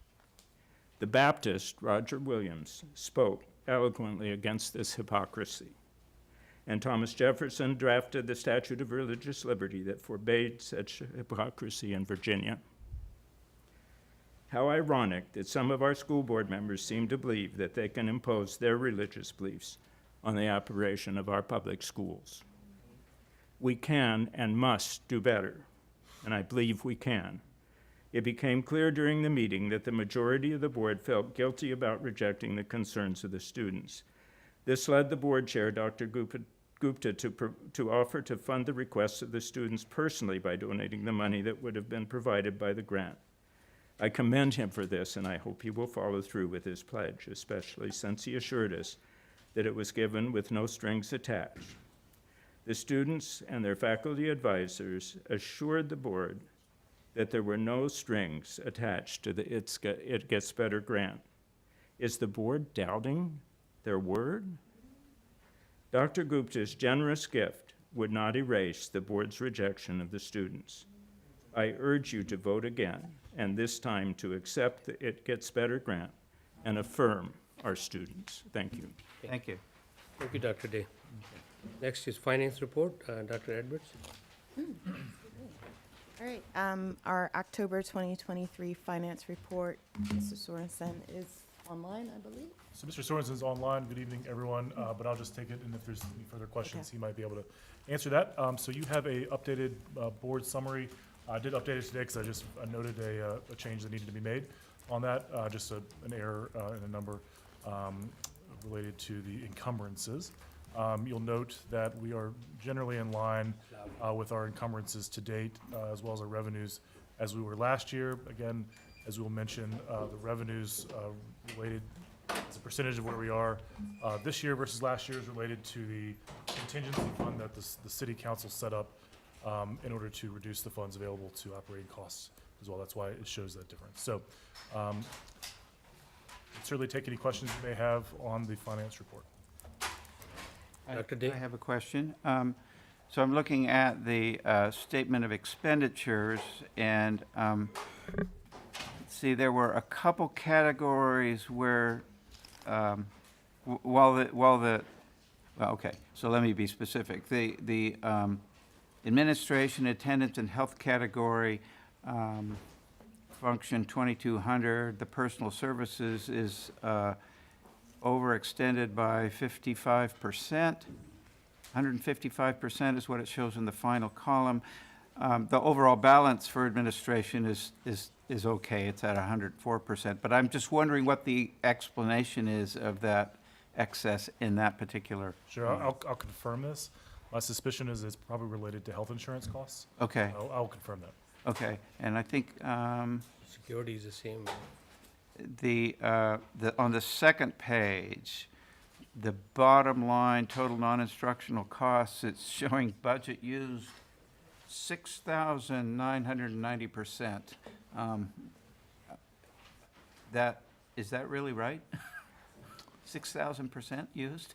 I'm not sure what, so this is these are site improvements, and so that's going to be related to encumbrances that from the previous fiscal year that will be there. So that'll be rectified as those those journal entries are gone back. Yeah, it's so extreme that I'm not really worried about it, because there's got to be an Yeah, explanation. and if you look just at the dollars numbers, it's about $90,000. Yeah, okay.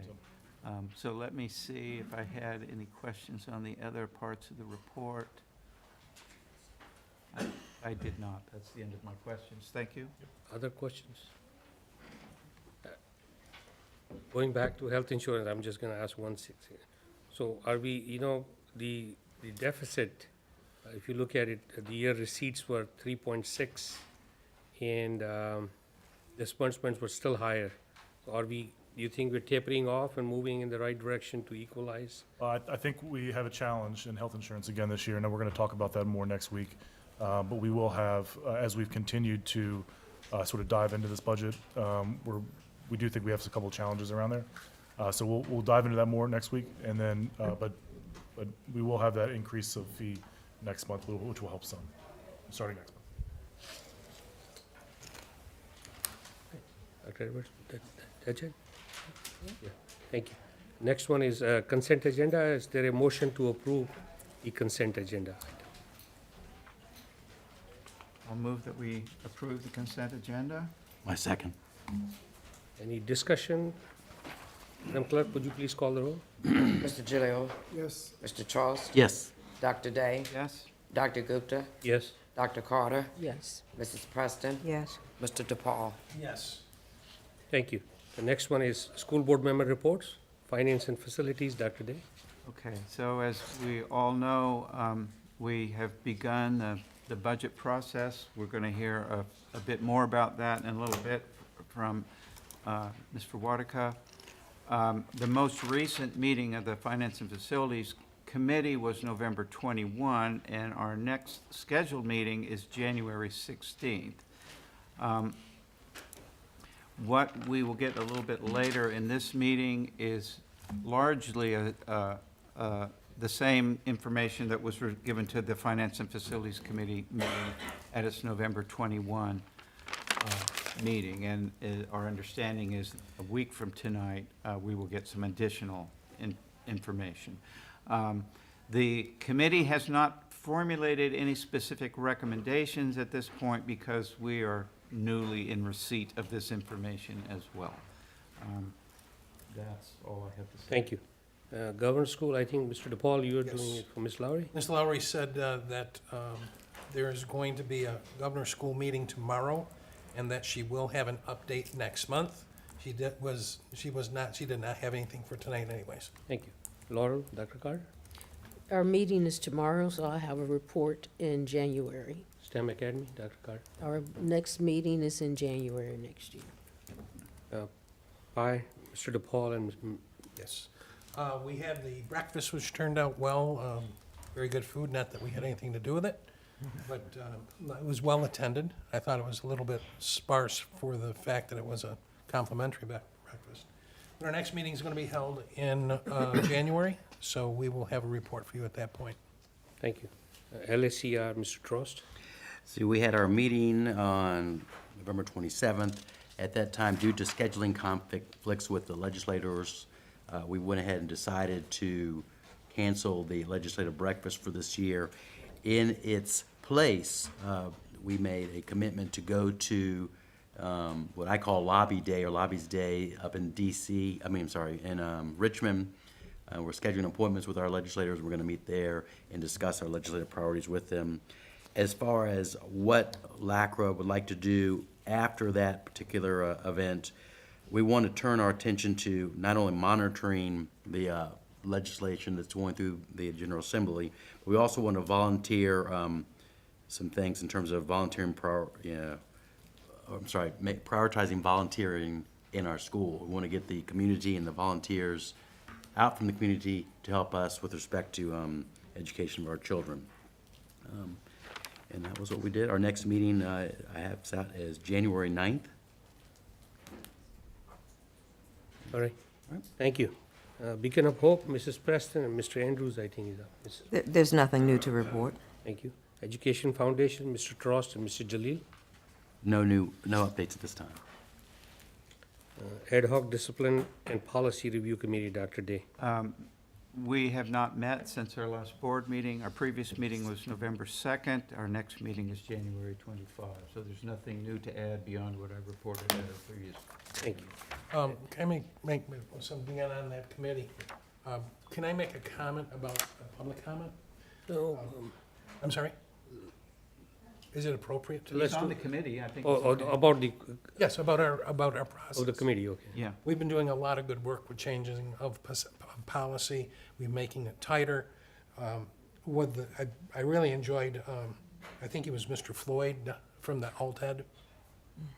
One comment he made is that the first thing we do is send them to ALTED. That's not the first thing that we do. And I just wanted to bring it up for the board and for the record, that there is an extensive process of evaluating student behavior. And the policies that we're putting into place are being followed better than the records have shown in the past. So I just wanted to say that I'm happy to be on that committee, happy to see the work that we've been doing. And I think it was Dr. Whitaker came in with some good numbers that were showing that the new policies are making a difference. So to say that we directly put any child, I'm not even going to go by gender or by race, any child. There's a due process through the system, and I'm proud that we're working on that. And I wish I had a chance to. I know we can't talk directly to the speakers. I wish I had a chance to just sit down and show him that we do have a process, and it's not that way. Thank you. Academic Success Committee, Mr. Jalil. Yes, sir. We are going to have our next meeting on the 12th of December. We'll be making a lot of discussions on what we should be doing for the students. One of the things that we're going to cover are the subjects that should be in our schools that are not. And I'll just say a couple of the things that we're going to discuss. Taxes, great subject that could be in schools. Coding, insurance, basic home repair, self-defense, social etiquette, personal finance, public speaking. I think we have speaking. Stress management, things like that. We want to be able to present something that's good. And we'll give the report in January. Thank you. The next item is M1, 50 Voices, 50 States Grant Follow-Up. I'll give the floor to Dr. Edwards and Dr. Day. You want to take a break? I would like to, maybe take a break? Yeah. Okay, 5 minutes break? We reconvene after 5 minutes? Okay. Good? All right. Thank you.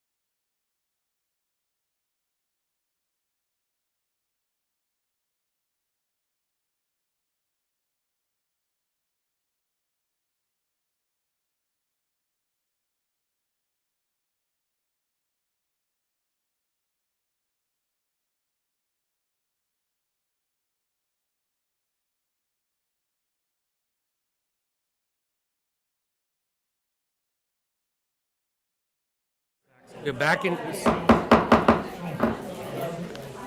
in session. We left at item M1, 50 Voices, 50 State Grant Follow-Up. So I'll give the floor to Dr. Edwards and Dr. Dade for updates. Okay, all right, thank you.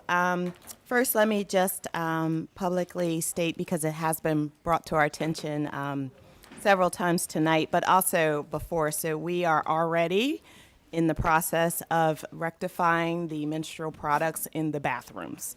Talked to Dr. Wodeka and our facilities personnel, and yes, we will make that happen the way it is supposed to happen by code, and that is already in process.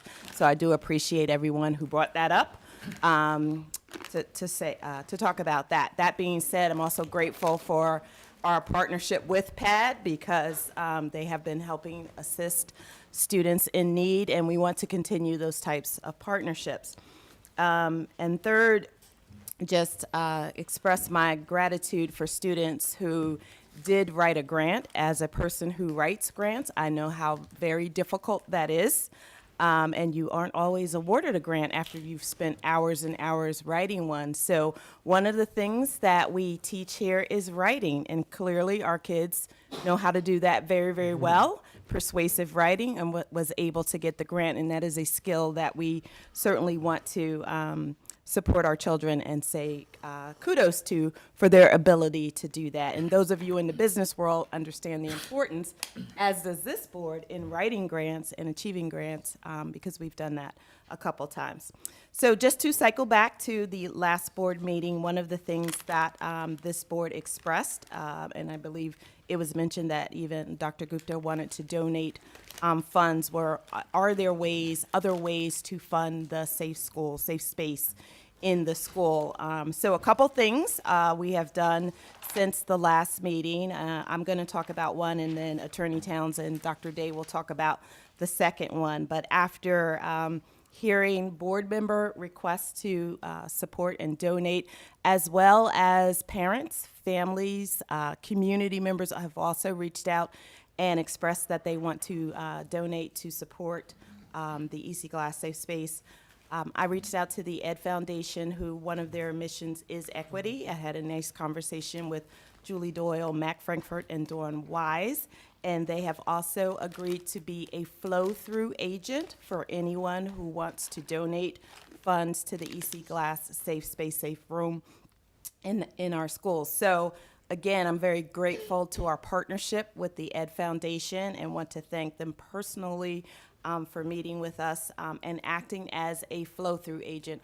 For those of you who don't know, the Ed Foundation has done that on several occasions for other opportunities in partnership with us, where they've acted as a flow-through agent, where they collect the funds. They don't fundraise for it. They merely accept the checks and then turn the checks over to us to distribute to the schools. So they have agreed to do that. So for those of you who have reached out to me wanting to do that, that is an option for you to do.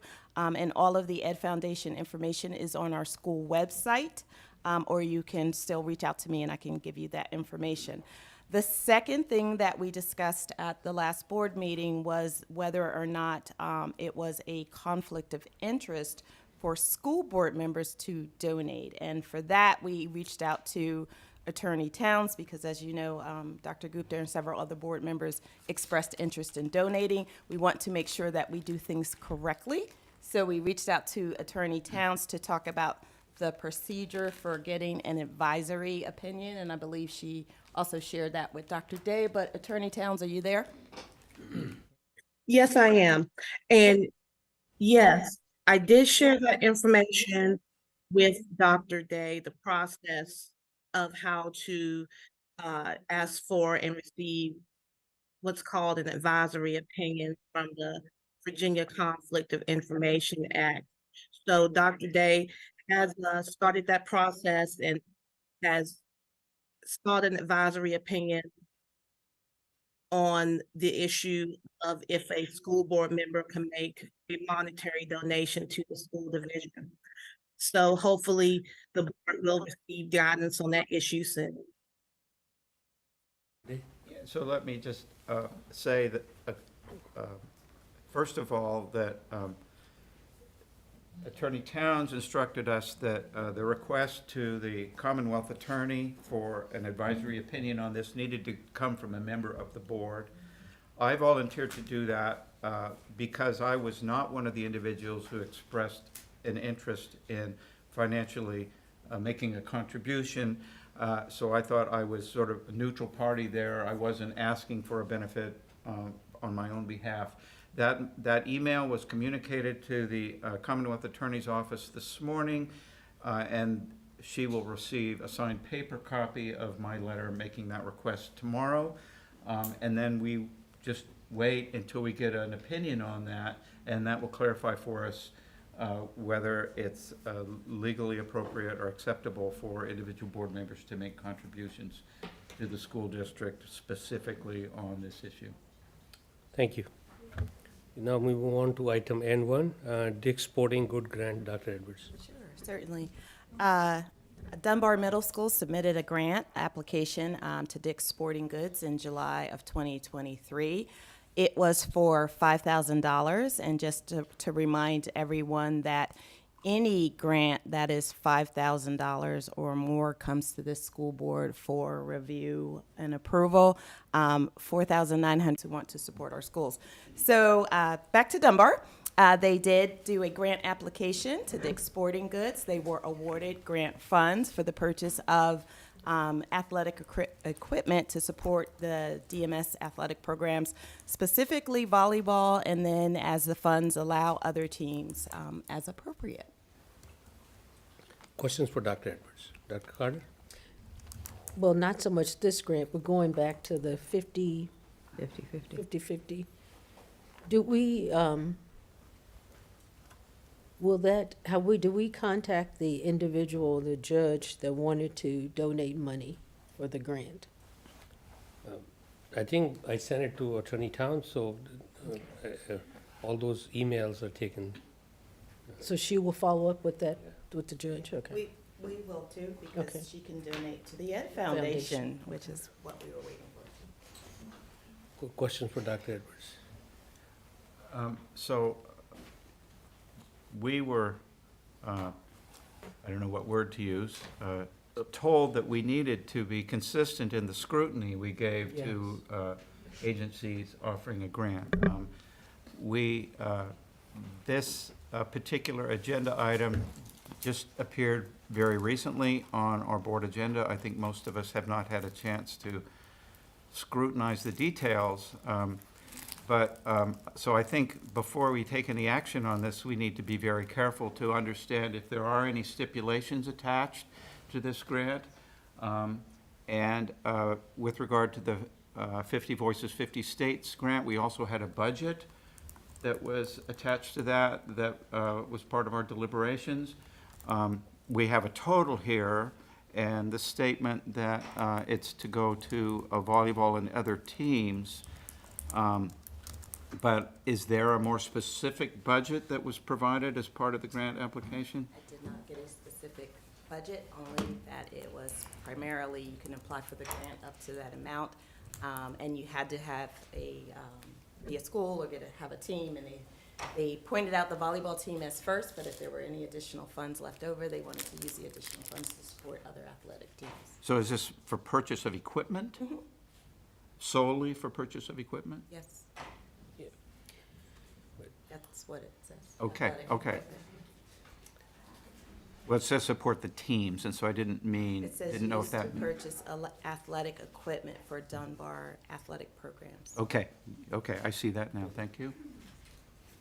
I agree with you. If we apply one standard to one, we have to apply for everybody. Yeah. So there's not, if it gets better project, we were worried about branding, so we should be worried about branding here too. Was that really the issue of branding, or was it the issue of the source? Source. It was, because when it comes down to, let's say, putting in a advertisement in the Hilltoppers publications or being a supporter of the football team, if you give money, you should be able to be recognized.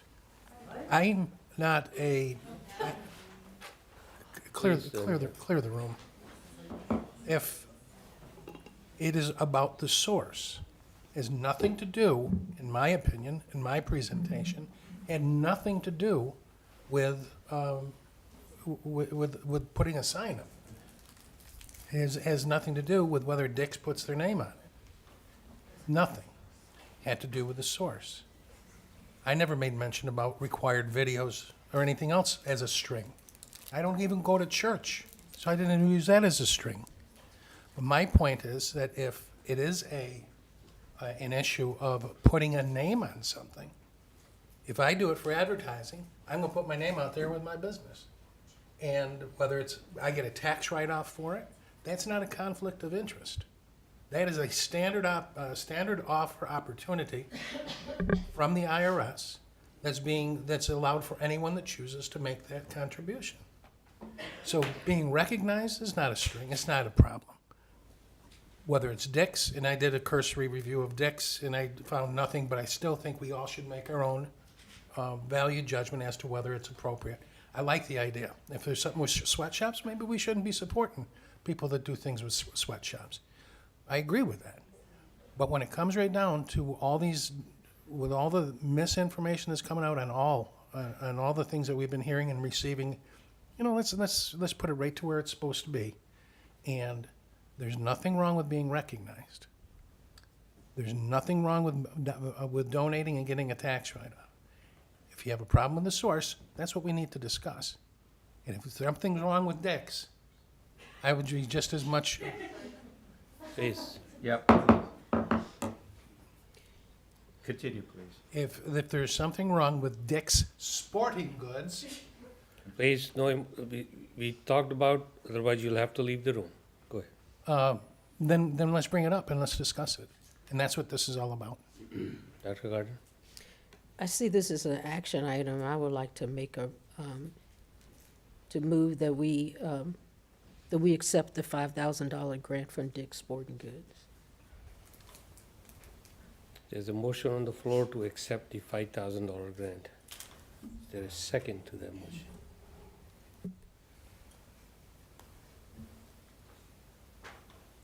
Before we vote on the motion, I think that part of the concern was, well, I'll say, for me, part of the concern with the. First, I need a second to start a Okay. discussion. Are on you it. seconding the motion? The motion has been made, it needs a second for discussion. So if there's no second, then the motion dies.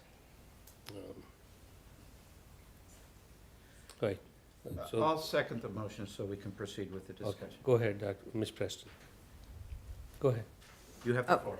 Well, the question I had, and this is more in regard to the 50/50, was we need to ensure that the funds that are appropriated are being used in an equitable fashion, if you will. That it's not something that's going to be determined by the gender, the economic status, whatever of the students. And that was my hesitancy with the 50/50, because so if we're gonna have a room, a safe space at EC Glass, is that safe space gonna be a space that can be used for every student, any student, or a safe space going to be provided equitably so that all students are privy to the same, to the same benefit?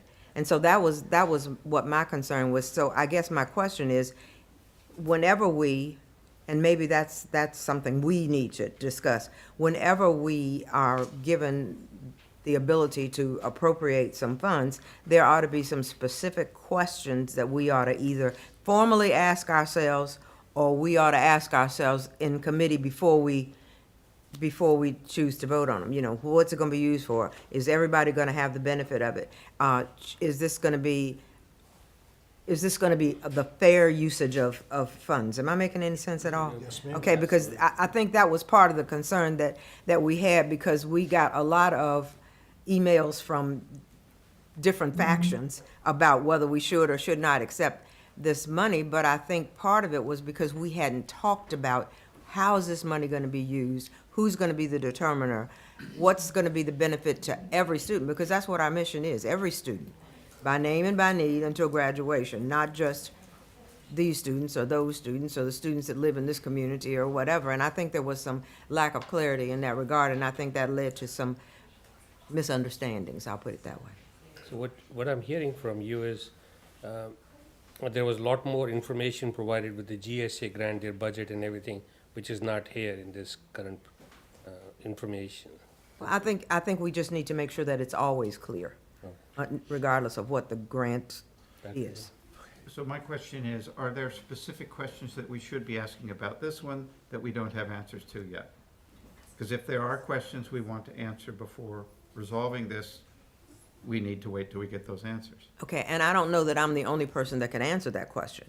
Right. In the other case, I think that the questions were more obvious.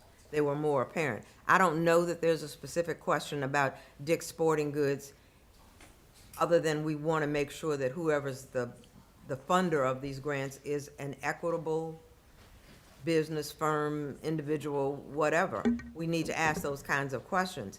And there were more questions about the previous donor than there are about this one. But that's not to say that we shouldn't ask the same questions about every donor that comes about, to make sure that because I can't just make the assumption that because Dick's Sporting Goods has been around a long time, that they're always, we got to be fair and equitable.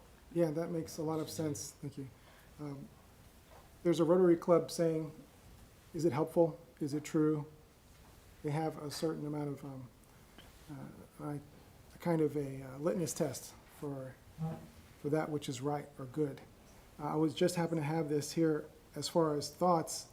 If you have a thought, you should say to yourself, is it true? Is it absolutely true? How does this thought make you feel? Is that a productive thought?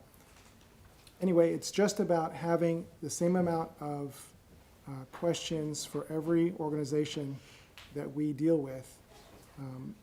That I would say, in the line similar to this, does it follow LCS policy? Is it helpful to the student body as a whole? Does it come with strings attached? Et cetera, those types of things. And I think that should apply to Dick's Sporting Goods as well as other organizations. So that's a good idea. So, Mr. Tross was saying. Yeah, I agree. I think we need a consistent application of whatever standard we're going to apply. And for me, there is an issue with respect to branding. I don't want to see branding associated, whether it's Dick's, or whomever. I want to be consistent. Certainly, I think that's the most prudent. I believe, Mr. Preston, that's kind of what you're at. Whether it's a template, I don't want to take for granted that I know what Dick's is about. And certainly, I think this one's a little bit simpler, but I would like to see a budget attached to any kind of grant request. This is what we're going to spend the money on. In this one, it says volleyball equipment, but are they buying nets? And I don't know if we need that level of detail. Certainly, we asked that of the GSA, and they provided that level of detail, and I applaud them for that. I think to be consistent in our application of our review of these processes, we should, if we're going to set that level of detail upon the GSA, we should have that level of detail for all the grants. Agreed. It's what's fair. And we should probably receive the same information that the It Gets Better project has received as well from the school, the club. Yeah, I agree. We cannot have two set of standards, one for GSA and one for everybody else. That's right. It should be the same standard which applies for everybody. So personally, just as an individual school board member, I'd like to see a detail just like the GSA has provided us. Yes. So you just want to know what the $5,000 will be spent on? if they can give us a more itemized. Okay. And should that money be spent on the individual needs, let's just say, and I don't know, but if a student doesn't have whatever equipment they need, so they want to reserve those funds to get that equipment for that student. So you're imagining a situation where one student can afford athletic shoes and another can't, and is it okay for the money to be spent on the student who has a different financial need? Yes, I don't know specifically Yeah. what they want to get for. So it sounds like we're asking for a bit more information before we act on this. Is that what I'm hearing? And maybe even what the donor's expectations are. Exactly. Yeah. Well, I think with this one in particular, if you go to their website, you can kind of click on there and fill out an application. I don't know that I would get something back from the actual donor unless it's just a generic, here is the information on our site. If that's what you want, I can send you a link to where they say organizations can apply for grants, I have an idea. unless you want something from a person. I have an idea. Why don't we just ask everyone who writes a grant to ask those questions to the donor? Do you have any other stipulations? Do we have to do any kind of branding? Would you like this or that? You know, a few questions to every grant writer. So there must be some kind of contact person for this grant. Sometimes they're online. Aren't most grants, don't they articulate what they need to be used for? That's what I thought. Depends. Sometimes we get funds like we did for the art teachers, and they said, just here's some money. Actually, when we got the money for, Bath, where the teachers got funds, it didn't. The teachers got to decide what they wanted to use the money for, so each teacher got, I think, $500, I'm not sure. That was from the auto dealership? Yes, and there was no official, somebody wrote to get, like, I need 8 pencils. That was a voluntary 13 pen- donation. 13 pens, yes, yes. So it just depends on what the school board wants. Well, but it just lessens the chance of misunderstanding. Yeah. And I think that has been problematic in the past, that we had some misunderstandings about what some funds were going to be used for, or how, or whatever. And if all of that were stated clearly at the beginning, then that perhaps would have not been as complex as it turned out to be. Dr. Carter, you want to say? The grants are, a lot of times, this one may not have been as difficult to obtain, but grants take time. And this is just not a good look, that we keep on turning these grants down, or we keep asking for. I was talking to other school systems have their grants that have to be approved by their board way up there, 20 or 30,000, more than that. And they're like, we wouldn't spend our time on a $10,000 grant. They definitely wouldn't spend their time on a $5,000 grant. But we did so much scrutiny for the other one, that's why I asked, are we gonna do this for everyone? But some of these we don't need all of this. What you're suggesting is maybe we need to review the policy of the threshold, how much the threshold for a. Well, board approval. definitely, that's a definite, yes. Some of these don't need to come to us. That is KHZ-R. Yeah, it's not, Yeah, KHC. we just reviewed it, but we can certainly do it again. Yeah, so that's something the policy work group can look at. Other discussion, Mr. Jillian? I have a couple of ideas. Perhaps we could ask for a reporting to the board of any donor that offers multiple grants, or any grants that are donated multiple times to any entity in LCS. And also that we require that anyone who writes a grant for us, ask us first. That would save a lot of time if we could discuss it beforehand, whether or not we want to pursue that, or allow them to pursue that. It'd save a lot of time. Dr. Day? There's one of the policies that concerns donations, and I'm not sure if it's KHCR or another one that talks about the cutoff point refers not to individual donation amounts, but to the total donation offered by that individual over the course of a fiscal year. And I'm not off the top of my head remembering which policy had that kind of specificity in it.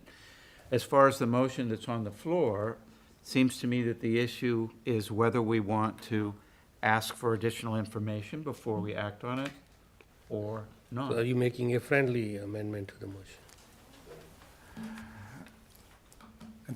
I think it's understood what we want. The motion on the floor can stand on its own. If we want to accept it, fine, but we don't want to set a precedent of different types of criteria for different groups.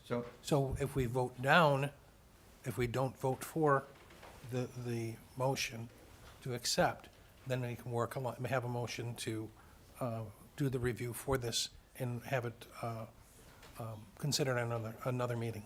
So, or another way to do it is just postpone the action on Table, this yeah. and give us, well, at least a week until our next Yes. meeting to formulate questions and try to get answers. That's what I'm saying, you're making a friendly amendment? No, Dr. So Carter. I guess I'm making a motion to postpone the vote till next week to give us time to, Or she can just Would you open to? It died, didn't it? No, I don't. no, it was seconded. I Seconded. seconded it. That's why we're having So- this discussion. Let's call for a vote. All right, call for. Or restate it, please. Dr. Carter made a motion to accept the $5,000 grant from Dick's Sporting Goods. Thank you. Could you please call the vote? Mr. Gilio? No. Mr. Trost? No. Dr. Day? No. Dr. Gupta? No. Dr. Carter? Yes. Mrs. Preston? No. Mr. DePaul? No. Motion fails. So may I make a comment?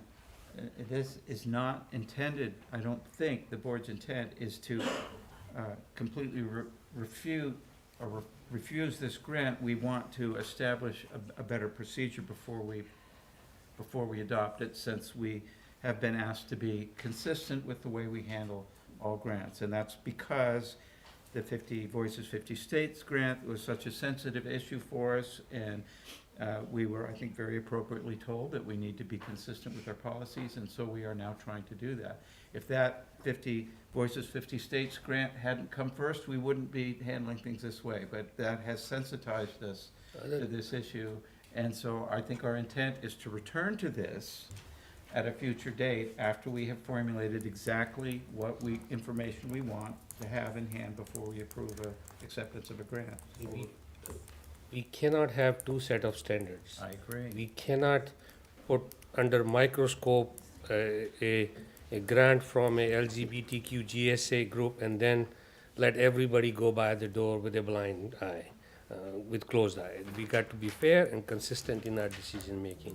So in that, is there a motion, or do I need a motion to reconsider, or what will be the process? You're a parliamentarian. A motion that has been defeated can be brought up again at a future meeting. Okay.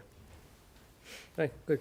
You just make the motion again at a future meeting. Just so I'm clear on what the expectation for me and obviously the Dunbar staff, am I waiting until you give me a list of questions, or am I just sending them an email saying, can you give me a budget, and it's the budget that you want? Or are you formulating additional questions beyond just what the $5,000 is just gonna purchase? And I think what I've heard the board say is they want to formulate a list of questions that they will use uniformly in the future. So I think we are going to need to formulate some questions. And this was not discussed in our agenda prep meeting. No. This item was added after the agenda prep meeting. So that's why I don't want public to feel that, what are these guys doing, goofy stuff here, had an agenda prep and then trying to discuss it. So just for a disclaimer, this item was added 2-3 days ago after the agenda prep meeting. So that's why we are having all this discussion. So we'll bring it back at an appropriate time in future. And may I just suggest that if people would like, I will be sort of the clearinghouse for suggestions for questions to be asked of granting agencies. So anyone who has ideas of questions that we ought to be asking as sort of a routine basis, whenever we're asked to review a grant that's $5,000 or more, send those questions to me. I will try to collect them, circulate them, and then hopefully in short order we can have a list that will help us be consistent in the future. Thank you. Item N2, yeah, Dr. Carter. Is this current volleyball team waiting for this? Or is Dunbar really needing this? They just sent it to me. And you guys know we put these on the agenda as we receive them when they come in, and they don't always have the timing of coming in on the Monday before the Tuesday agenda prep. This one did come in on Thursday. It was an email just sent to me that said, here, and that has been pretty much the procedure. They've sent it over saying, hey, we've had this opportunity, here it is, and can you please put this information on the board agenda, and that's what we have done in the past. I do want to say, just so that the board and the public is aware, that most of our teachers and staff when they are applying for grants. They are doing it on their own time, generally after work or something like that. So there's not an additional compensation that they get for the time and effort that they put into writing grants, and then even the ones who come to the board meetings to answer questions. Thank you. Item N2, high school program of studies, Dr. Edwards. Okay, so program of studies, we have done this for the last, well, at least the years that I have been here, usually in November and December, because our high school students start to schedule their classes in January, and our counselors meet with the high school students and their parents. So we'd like to give them the opportunity to look at the program of studies. We do have Mrs. Cruz, who is here, our Director of Instruction and Program. The board had reached out through Mrs. Pugh and some questions. We made some changes and some additions, and I will turn it over to Ms. Pugh and Ms. Cruz to go over that. Sure. Thank you, Board. And tonight we are presenting the proposed high school program of studies for the 2024-25 academic year. Thank you to those board members who sent questions. Ms. Cruz and her team were gracious in taking the time to answer those questions in a timely manner. So I really appreciate the work. I do want to recognize Laura Kassler, who is our supervisor over counseling, and she led, along with Ms. Cruz, the efforts along with teachers and counselors and administrators at the high school level. So I'll let Ms. Cruz take it over. Thank you so much. Good evening to the board. Again, I want to give a big thank you to Ms. Laura Kessler, who is our supervisor of conduct and counseling. She has played an integral part in making these adjustments throughout the program of studies. And what you'll see is a brief overview. You all have had a copy of that, and thank you so much for the questions and allowing us the opportunity to clarify. And if you do, again, have questions outside of this, we're happy to address those and answer those as well. We could go. So again, we're just providing a quick overview of opportunities, and there were not a ton of changes to the program of studies, more so to extend opportunities for our students, due to the overall goal is providing our students those opportunities throughout their educational career. And our high school program of studies, what that is essentially a backwards design for our middle school and elementary school students, and how can we better provide what beyond graduation looks like for our students. What do those opportunities look like? So some of the oversight, career and technical education changes, and we did note the pages on here for you all to be able to reference as well when you're reviewing this document or as you continue to review. But some of these are specifically name changes, not changes to what is being offered, or they are extensions to those particular courses or tracks, such as the drafting course. That's just an extension of offering that through that architecture and construction. Under human services for cosmetology, with surveying our school counselors and administrators and them speaking and working with our teachers in the building. What are their needs to grow their program, to extend that, and cosmetology is just an extension to look at more opportunities or offerings instead of just 1 and 2. What does 1, 2, and 3 look like?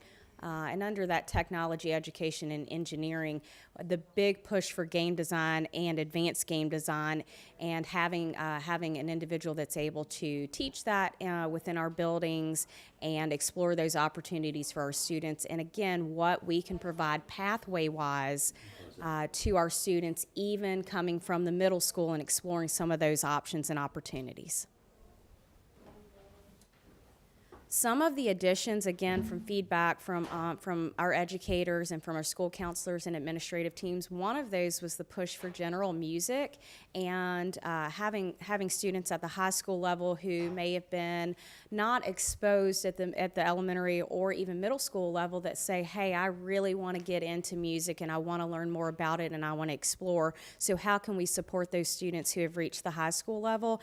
And we came back with the general music overview so that more students students could be involved, and we could get them on a pathway that would support their interest throughout the high school instructional opportunities. Another one would be under that newspaper and yearbook journalism. A lot of our students we've seen tonight are wonderful, wonderful writers, and they have a lot to offer. So how can we, again, provide some opportunities that would extend in the pathways that we already offer? And journalism was one of those that was, not only did we take to the table for consideration to bring to you all for consideration, but it's one that was a high level of interest and has been over the last couple of years for our students. So we wanted to make sure that we brought that in addition to for the 24-25 school year as well. So again, I'm happy to answer any questions that I can. Again, that's a very broad overview. You all have had the opportunity to look at several things, and I just want to say, on behalf of our schools, I have had the tremendous opportunity, and I cannot express opportunity enough to be in our school buildings and how refreshing that is to be around our wonderful, wonderful kids and our wonderful staff. Over the last several days, myself and several members of our C&I team and our senior leadership team have been in classrooms, and the work and exploration and just intuitiveness and class and respect that our students and LCS have, I want to give them a big kudos. We were at all of the middle schools today and observing, and kids are producing things. Our 8th grade students at Dunbar are making, using some laser design, they are designing these coins that go to their fellow students to celebrate their academic and athletic success. Our CTE courses in those buildings are flourishing.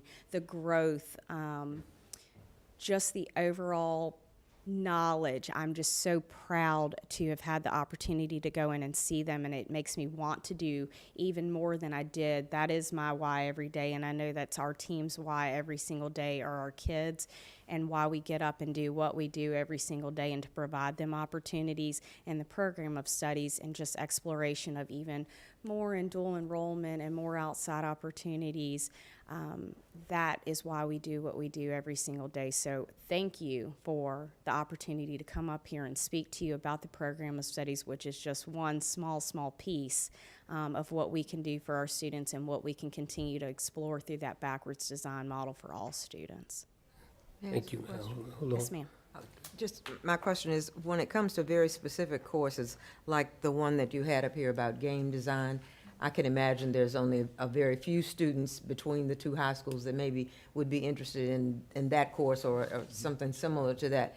Are there going to be courses like that that will only be offered at one of the schools or at certain times of day? Because I would think that finding a teacher or finding two teachers to cover that one course is going to be somewhat challenging. So are there going to be some collaborative kinds of classes, or what will happen? Yes, ma'am. So to answer that in 3 phases, yes, is the overall is we are going to address that. Number 2, we do have Robbie Dooley is wonderful, and we do have somebody that does teach game design and is able to do that. So we don't have to go out and seek and find that. That's a lot of the work he does behind the scenes in these conferences, and just looking for individuals who will support interests that have been shown from our students, not only just our students, but throughout the region, and needs for that type of work outside, again, that beyond mechanism. But if we were not able to, if we were able to support 1 or 2 courses, we would then start to do the work, which he's already done. Robbie has already done that, but to do the work to support other needs within that career and technical education field that would be within that certification realm as well. If it's at one school, if it's at 2 schools and it's a split schedule, we'll do that. If it's primarily at one and we need to work on transportation to make sure that those students meet that, we will do that as well to make sure that they get those opportunities. Thank you. Thank you. Dr. Day? What's the procedure for adding a new course? So a lot of it is to talk about with our teachers who are teaching that, making sure that individuals have the endorsements to do that, and make sure that we have our staffing that can meet those needs. So there's a lot of background work and a lot of discussion pre-work that goes into that before we would even have the addition, but a lot of that is certification needs and overall interests of our students. And one of the things that we will continue to do is to get that feedback to ensure that we are meeting those needs and then seeking out those individuals and or getting additional endorsements that would meet those needs of the students for the staffing that we may have in the building. So Can I just add, courses also have to be, they have to be approved at the state level to match the standards of learning.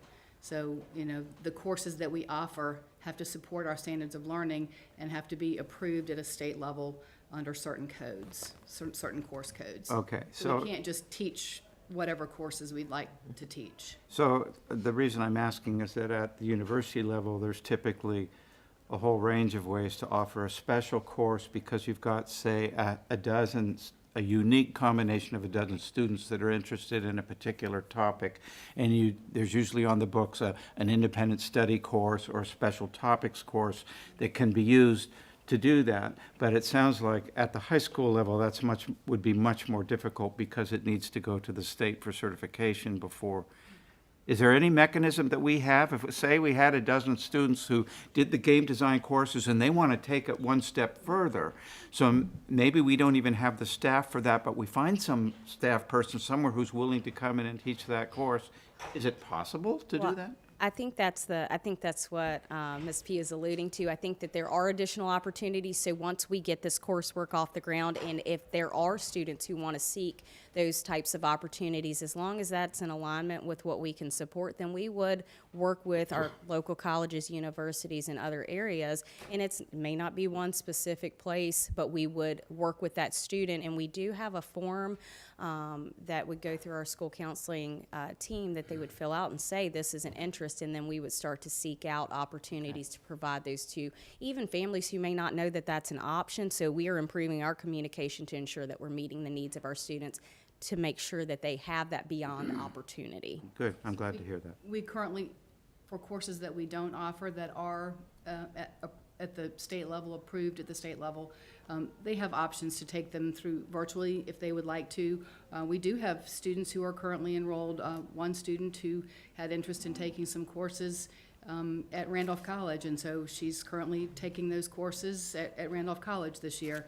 We have one student who is at Western Virginia Community College, taking Spanish 4 because we didn't offer that. And so we do allow those opportunities. So we're not, doesn't have to be a local university or college. It can certainly be online, but it can be, we have those opportunities currently are available. Thank you. Dr. Carter is nice. I was glad to see the music, journalism, and the gaming. I know the gaming may be a huge sell. Now, would that involve apps design too, or is that the apps? Digital design? apps, is Okay. that what you're Yes, asking would that for? be So part of could- that? That is in the initial phasing of game design, but digital apps could additionally be another outsourcing or course as well. The other thing is, I always ask the students that I see and talk to, how many credits do you have? Do you know how many? I knew that. But where, and I looked for that, is there some place that you find that? Like, if you're in the 9th grade, you should have this many? Is it not part of the programs of study, or could it be so it can be easily seen? Or where do the students go? If I'm in the 9th grade, this how many credits I should have. I should have take a math and this and this. Where is that easily found? Thank you so much for asking that. I wouldn't necessarily say it's an easy find, but it is intentional communication, and it's one of the things that Ms. Kessler, our supervisor of counseling, is working with our teams, and we're actually working with IT as well to ensure that we're utilizing it is a program or a mechanism inside of Infinite Campus which allows us to put in the coursework and allows us to track the appropriate number of credits for students so that we can have those conversations.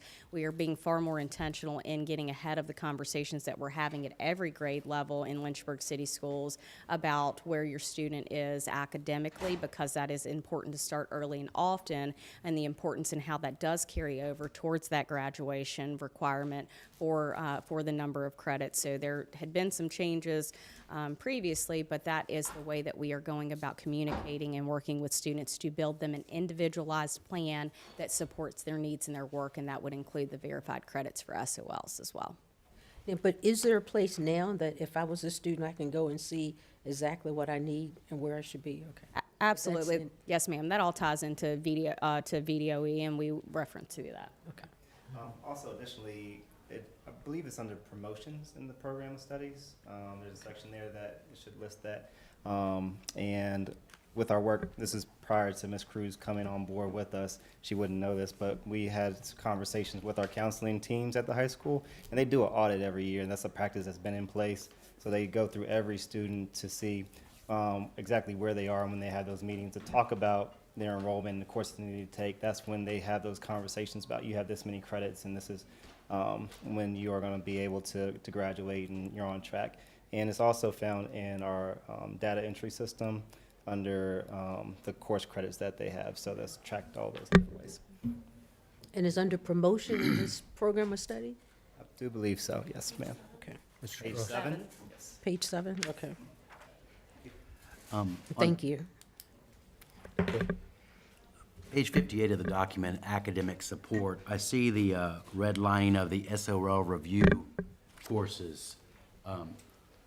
What do we have in place to provide those students who need additional academic support, the support they need to succeed? Right, so we do address that through project graduation and some other components. I provided a more detailed response in writing, but that is being addressed through tutoring, and that's in place. We are continuing to work with both of our high schools, and they are both up and going and flourishing.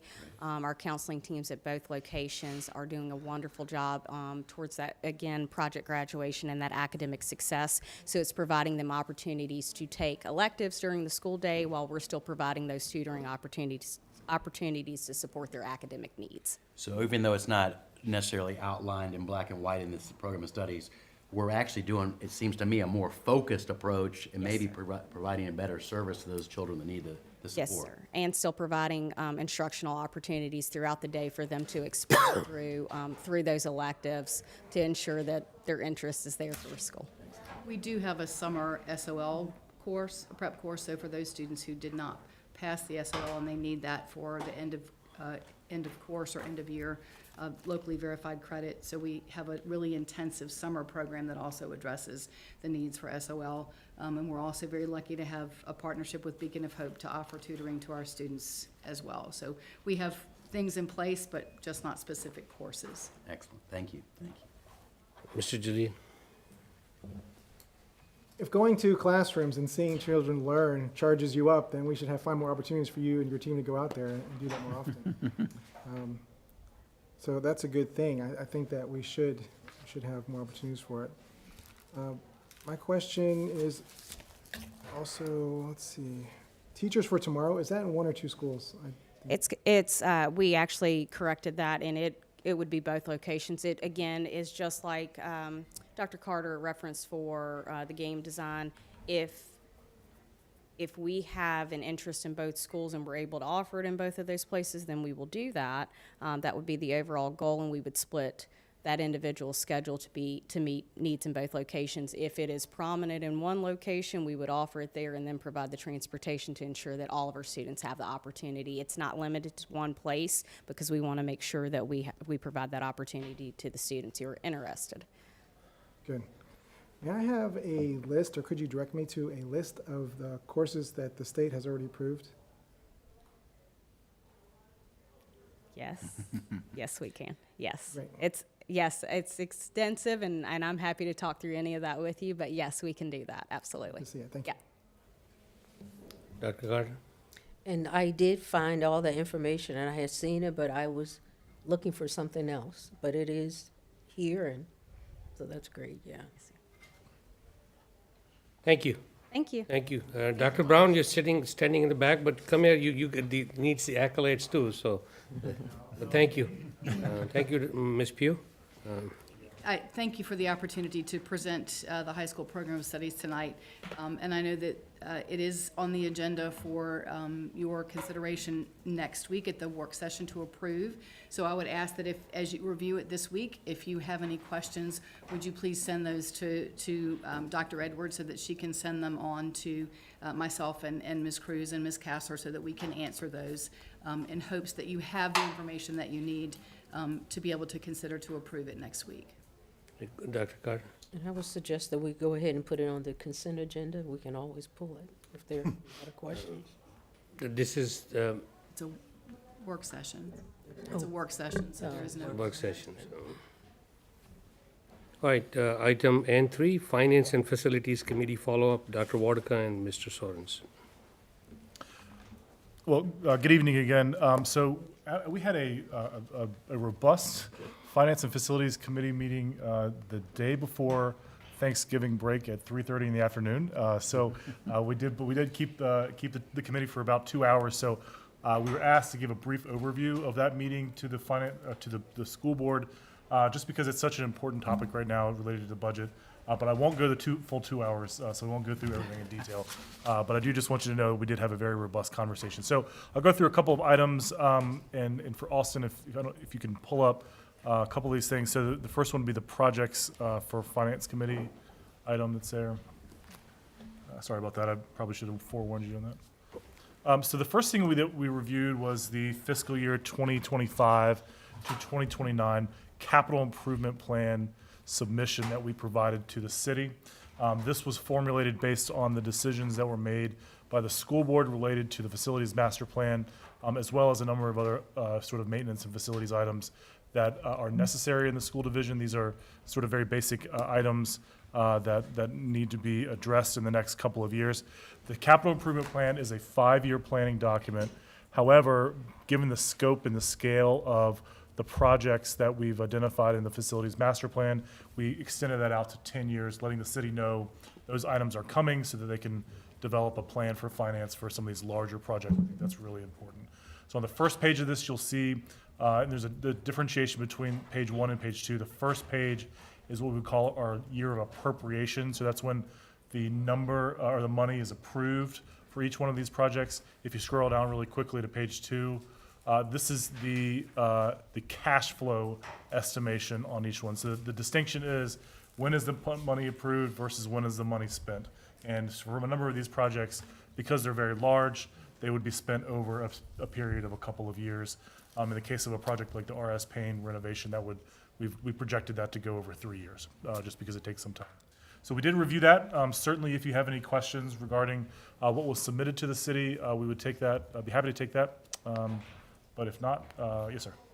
Elementary school gymnasium. And Heritage Elementary School Gym is on the list. It's the first one, so that's there. So. Yes, ma'am. Yeah, go ahead. And now, just because it's on there doesn't mean that it's going to be funded in that order or. Oh, that's a great point. I'm glad you brought that up. So this was the submission or request to the city. Obviously, the city has a financing plan that they've got to develop, and so that will be considered by City Council as we go forward. So certainly need to advocate for these projects. These are very important to the future of our city as well. And so again, this is our request, our recommendation as well, and we'll see ultimately what we are able to be providing. The next item to bring up is just an update on the fiscal year 24 operating budget. And we did a couple of items there. The primary issue that we discussed here is related to the state funding allocations that we received. So actually, Mr. Reed mentioned it earlier. I think it was Mr. Reed, related to the additional funds that we will receive from the state.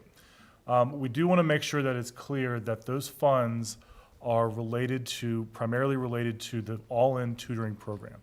And so when you take the amount of money that we received and net that out by the changes in state appropriations, For operating, we're actually going to receive for this fiscal year about $375,000 less than what we had anticipated in this budget. So we need to understand that. It's on that slide there. So particularly as in the community, we want to make sure it's clear that while we certainly are appreciative of the all-in program and the funding, the one-time funding that's there, there is on the next page just a recap of the overview that there is a $375,000 reduction in the available funds for this fiscal year. We'll discuss that a little bit more again next week on our plans moving forward, but we have those challenges and some other challenges in this fiscal year that we will need to address, particularly as we've been able to dive into this budget a little bit more. So again, we'll talk more about that next week as well. Is there an update on the $200 million that was misplaced from the state level this year? And The what? there was a giant accounting error. Right. Oh, that was last fiscal year. Mhm. Yeah. Last fiscal Last fiscal year. So that was addressed, and then with the most recent update of the budget. Yep. So the next item that I'll mention is, this is something that will come back, that we'll just mention with Finance Committee. This is the contingency request of fiscal year '24 city contingency reserve. You will recall that in developing and approving this year's budget, the school board certainly requested a budget, and city council elected to provide categorical funding, which some of which included a $1.9 million contingency that was certainly not available to us for our regular operating costs. The justification for that was related to increases for money that we would receive from the state. That money is sitting there. There has been a couple of appropriations. The first is the legal fees for the unitary status, as well as city council's professional development. So what's remaining is about $1.6 million. What we are planning to propose is that we try to bring classroom teachers that are currently CARES funded back into the operating budget using those funds. So we want to make sure that to the best extent we can, as we move forward, there is a recurring revenue source, and make sure that that money is not just sitting there. And then ultimately what we would suggest doing is using those funds for capital projects. If you go to I think the last slide on that relates to that. So we'll talk more about that. We're not ready to quite make that recommendation. We told the Finance Committee we'd bring it back. We said December will probably be January before we're ready to bring it back, but we just do want you to know that's just what we're talking Can we go back to the previous slide for this part? Is Austin listening? about. Yeah, is that? Yes. So what you're saying is we are basically backfilling $1.6 million in Corona minus funding. The total we have used for coronavirus is about 9.8 or 10 million. So of the positions that are there, I think it's The total 7.5. salary increase and everything else, total backfill needed is about $10 million Approximately. So 1.6 is used, so we basically still need about $8.4 million more next year's budget, right? Right, and so the intent will be, in this request, is to take that off of new money for next year, because ultimately that's what we will ultimately have to, as well as there will be some recommendations related to priorities and potential reductions in force and those sorts of things. We're not quite ready to have that conversation yet. We just want you to know that that's sort of on the table. And we think that's a really important strategy to allow us to move ahead with that and make sure we're protecting classroom teacher positions as we move forward. Dr. Carter, and then I'll come back. Go ahead. What is our sense, or do we think we have buy-in from our council regarding to give us those funds? So we haven't discussed that with them. That's not something that action the school board's taking yet, but certainly we hope that would be the case. This is money that's been appropriated to Lynchburg City Schools. We think protecting classroom teacher positions are really important. We think investing in classrooms is really important. So that's where we are. And what was their rationale for keeping that as a reserve? So as I recall, the rationale was that we were getting some additional funds from the state, and so as a result, there was a net there's still a little bit more money that we're getting. But I don't know that there was ever an articulated reason for that choice. What about for using some of the funds for their professional development? We need professional development. It's for your It professional. was It is your for you. professional It's for development. You your said city council professional, okay, If I said that, I apologize. It should be school board, yeah. very well. Yep. So, let me go back, and I'm not trying to push you, but, because I'm trying to, with the city council people who are watching, we basically need a backfilling of about $8.4 million in this budget, which will be presented to us by the superintendent on January 9th, right? And if we don't find any means within the system, then we'll need new monies. That's right. From the city council to do that. So that will amount to about $8.4 million. That's a fact, right? Well, we will need new money, and again, there will be nuance to that, how much money, because there will be, as you can see, there's items there for RIF consideration. That 8.4 million, it does not include, like if you want to increase the hourly wage to $17, or you want to increase the teacher's minimum salary to $50,000, that's on top of that. Right. So that's what we need just for an operating expense for next year, additional about 8.4. So given what you're spending now, if you want to remain whole. To maintain the status quo of this train, it will require additional cash, new inflow. Absolutely. Of $8.4 million. Thank you. You were saying something? Yeah, in response to your question, there is a joint meeting with city council scheduled for January 23rd. So presumably that would be an appropriate place to take the pulse of city council, if you can get close enough to them to take their pulse. Do we want to get close? Is there a meeting on the schedule? Is it confirmed? I don't know, I just have it on my calendar. Because remember, in the beginning of the school year, we put in like tentative meetings for us to sort of save a date and be ready for joint meetings about the facilities master plan was originally what they were for. I don't know that they have been confirmed outside of the one we had on August 8th.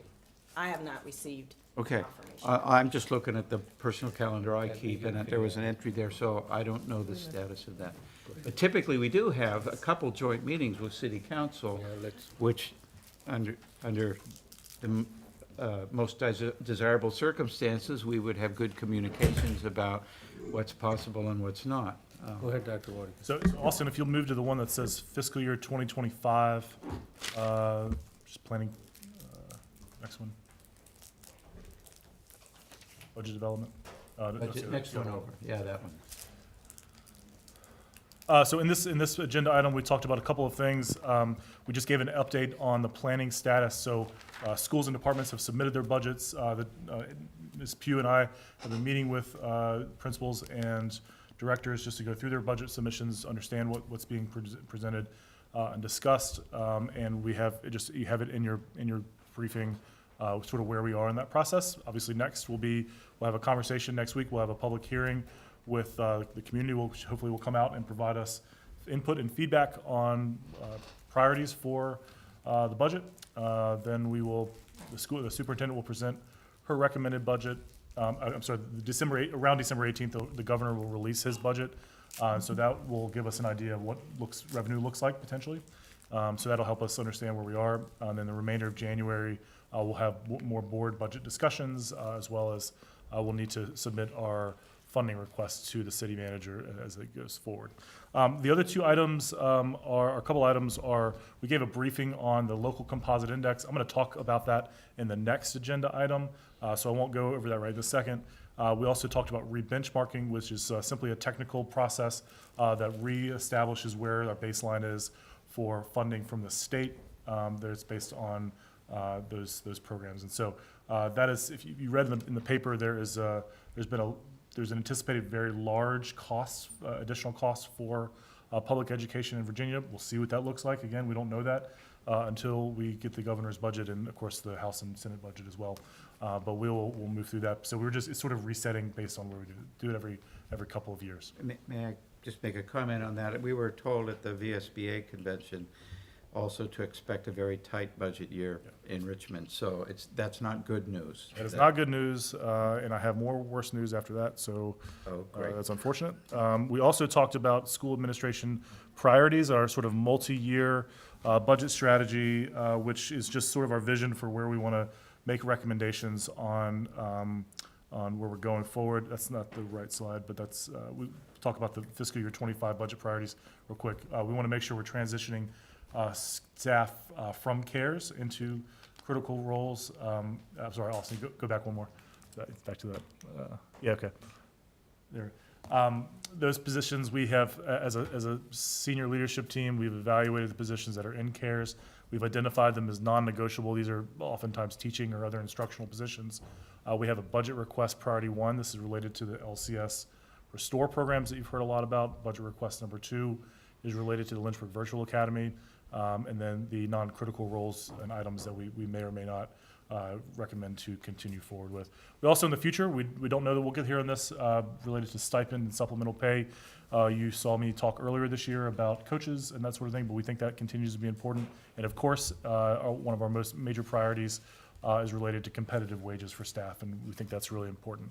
And I'll just mention number 1, we'd originally told principals that reassignment of staff in light of school consolidations was going to be a priority. Of course, that's not the case anymore because of the delay of those closures as well. The last thing I'll just mention is our multi-year budget strategy, which I mentioned just a few minutes ago, is really thinking about how in the next several years we are focusing heavily on classroom instruction. It's our multi-year strategy, what we're calling our high-quality classroom approach. And this is focusing in on how we are investing to ensure high expectations of students and staff, leading compensation for our instructional folks and other folks, and our commitment to innovation. And if you look in the PowerPoint, that will be more clearly outlined as well. I'm going to do this presentation again next week, so you'll hear that. But just wanted to give you that overview of what we talked about as asked, and hopefully we'll look forward to our conversation next week, and really looking forward to an opportunity to sort of brainstorm with you about what your priorities are for a budget. That'll help us as we sort of craft the final recommendations. And of course, after those superintendents' budget presentation, then it's your budget, and you'll make the adjustments that you see fit. Dr. Walker, could you ask Austin if he can open up that file, budget instruction PDF file, that you have priorities, please? Priority number 2, if you scroll down. Right there, yes. If you can increase the font size, I'm an old guy, I can barely see, yeah. If you scroll down to priority 2. And that's what I meant by, for the board members who are listening, is line number 6, that this means 24-25, they must be funded by state, because we will not have access to $10 million in CARES funds. So that's the backfill I'm talking about, right? It is. So if somebody's looking at, and we look at our priorities for both the board, we have to be mindful of the fact that we need that fresh cash to sustain our operations in the next year.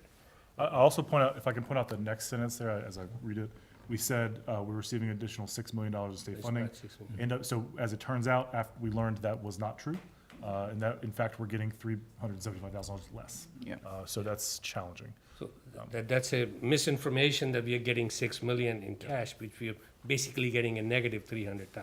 That's right. So, so we need to be mindful of this number as we move forward, that we need about, with that proposal of 1.6, we still need 8.4 million for the superintendent to sustain her operations at the current level. Dr. Carter. What are student-facing positions? That's a term I made up.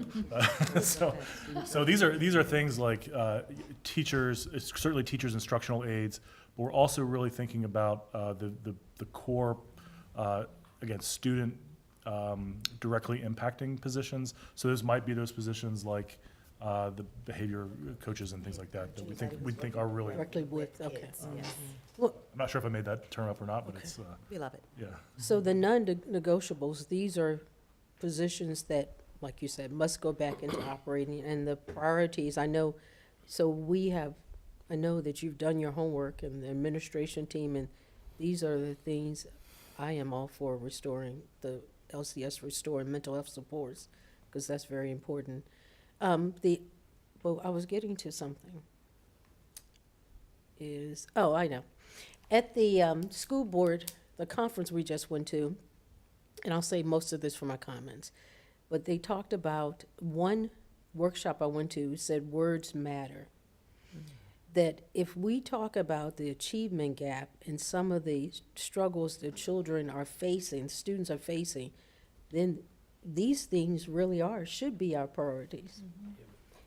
Because this really impacts the achievement gap and everything else. And I knew that the extra support that some students are getting and the remediation would be some of the things that we couldn't do without coming now. Because you get used to it and the students really depend on it, and to just yank it away. So are we looking at some positions that we don't need? Say if we have 3 or 4 math teachers that we haven't been able to fill, that we're gonna look at that and see, maybe we just need 2 now? Yeah, so, That are, hanging out there, sort of. and that, over the last couple of years, that's what we have been doing, just because we've, I think, gone from level funding when I first came in 2018 at 42 million. We just keep going down, right, each year. So we've had to collapse. We've did that with the bus drivers. We collapsed positions, offered more hours and retirement packages and things like that. So we did that with the math teachers when we were really struggling. We've been paying extra stipends to folks to teach an additional math class. So we're always looking at ways to repurpose if we can do that. I want to go back to what Dr. Wotica said. We're calling it the High Quality Classroom Budget Plan. And the reason why we're calling it High Quality Classroom is because you hear our teachers really talk about the importance of behavior. And we do have some things in place. Dr. Brown has been here with LCS Restore and those things, which were added after COVID, which means they either were CARES funding, and I don't want it to be remiss that that department has also written an $8.4 million grant and continues to write grants to supplement what we don't have in our operating budget, and all of our staff do that. But those positions are in grant funds, and if we have to make a choice with a limited operating budget, we obviously have to choose classroom teachers over the behavioral coach. You heard wanting to get our instructional assistants RBT certified, which is a registered behavior technician.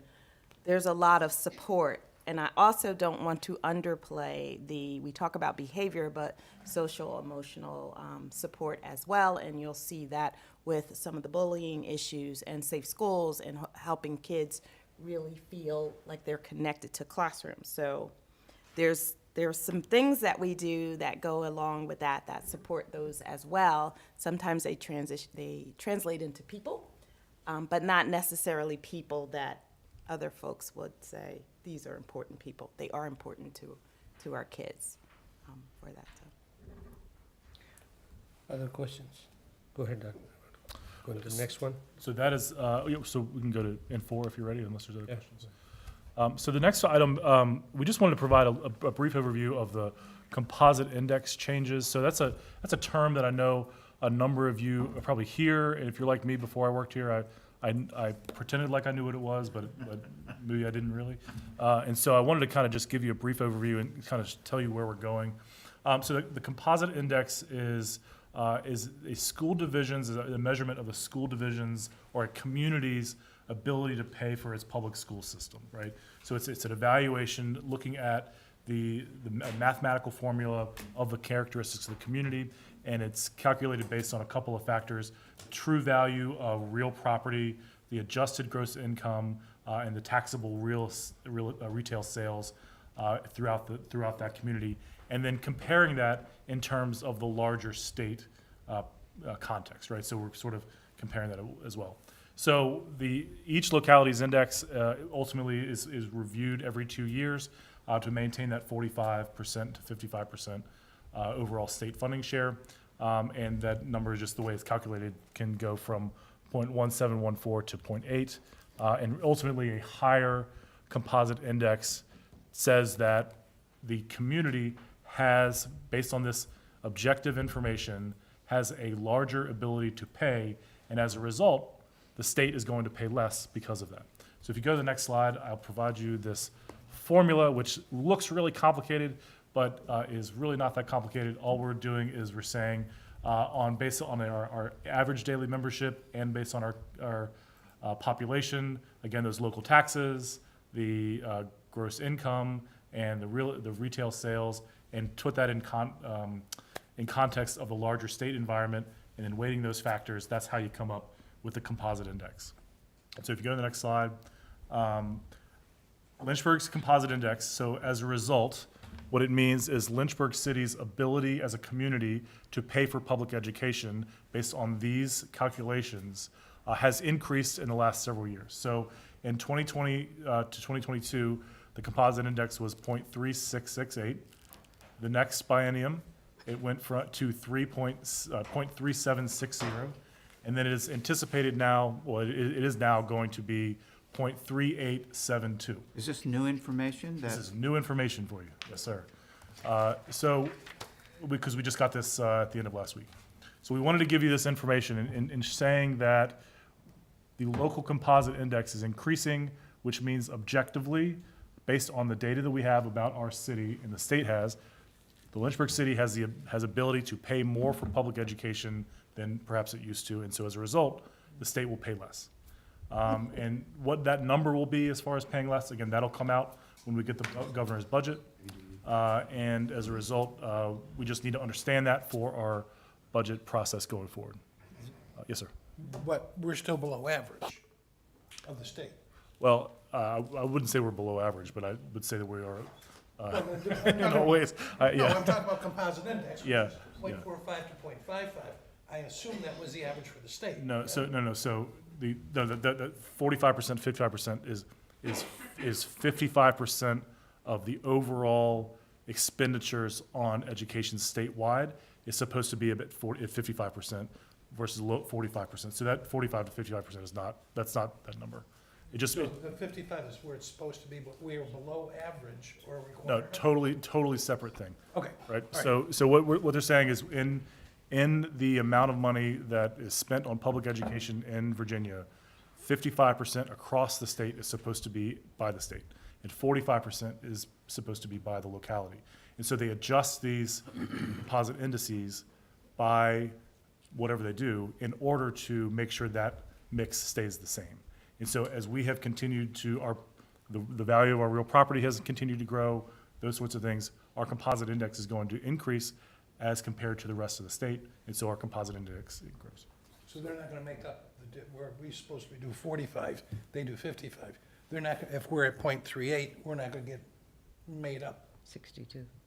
The 0.38 is not a percentage. It is simply an index. It's not, those are two separate issues, right? So it's not a separate. Fair enough. It's just two different things. I'm not sure how to say that differently. The GLR recommendation, is it going to be implemented soon, or it has to go through a bill process? I'm sure it'll be a bill process. I don't know where that lands, but.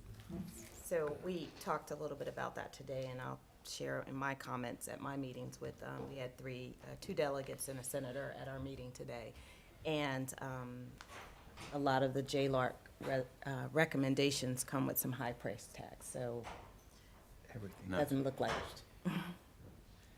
Mr. Trost has. I got it. It's a 3% increase, pretty much. Is it? You can't really do that. You can't really do that. It's simply a mathematical index as compared to the rest of the state, but it is higher than it was, which means that our city can pay for more public education. But if city pays more, the state pays less. Yes. Right? So end of the day, for us as a school district. That's right. We are where we were, right? That's right. So it's like one is. This is the downside of economic success. Go ahead, Dr. No, I know whenever we talk about the composite index, no one wants to touch it. You remember that, Mr. Trost, regarding, we did a presentation about how we wanted to increase that, and we were told, just leave that alone. Don't even talk about it. But now I see why, because if you do better, so now we're really relying on our local funding to match. That's what it means. Yeah. Yeah. So I just want to brief you on that, just so you know that's coming. That's going to be a component of our fiscal year 25 budget, and just it's another challenge we have. We have a lot of challenges in this coming budget, but we just need you to know that and continue to be with us in and give us that. Yep. Dr. Carter, go ahead. Do we know, the budget process just bothers me because we do, or we don't, but the administration does so much work. And then we go across the street and then we're just berated. If we save money, it's called slush.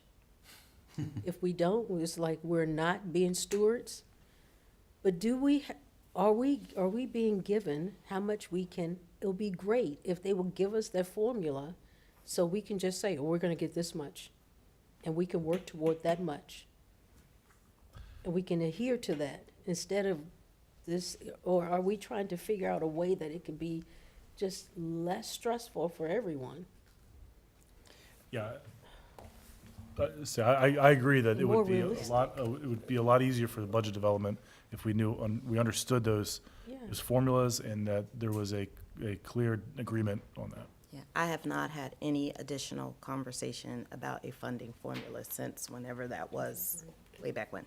These conversations, today is the first day, you know, these conversations will continue as they evolve. We'll be reaching across the street. No, go ahead. So I was going to say that the issue you're raising is the issue of a funding formula, which city councils are appropriating bodies that want to have their fingers in the pie. They don't want to establish that because that means their fingers come out of the pie.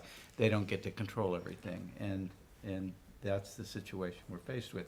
But I would suggest that as we go forward with this, in addition to our priorities for how we build the budget, I think we need to try to think of a better way to present ourselves to City Council, to explain why the budget we're proposing is the way it is.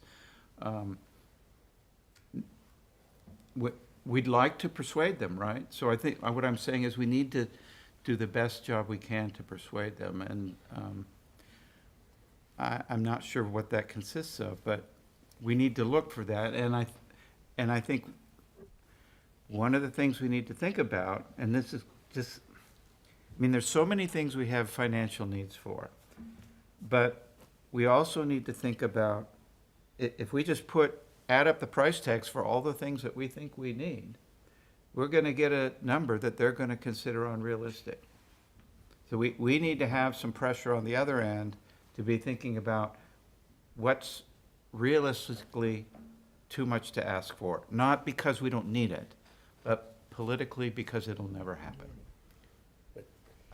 So that's counter pressure to the things that, the price tags on the things that we need. I don't know how to resolve it. We're in an extremely difficult situation.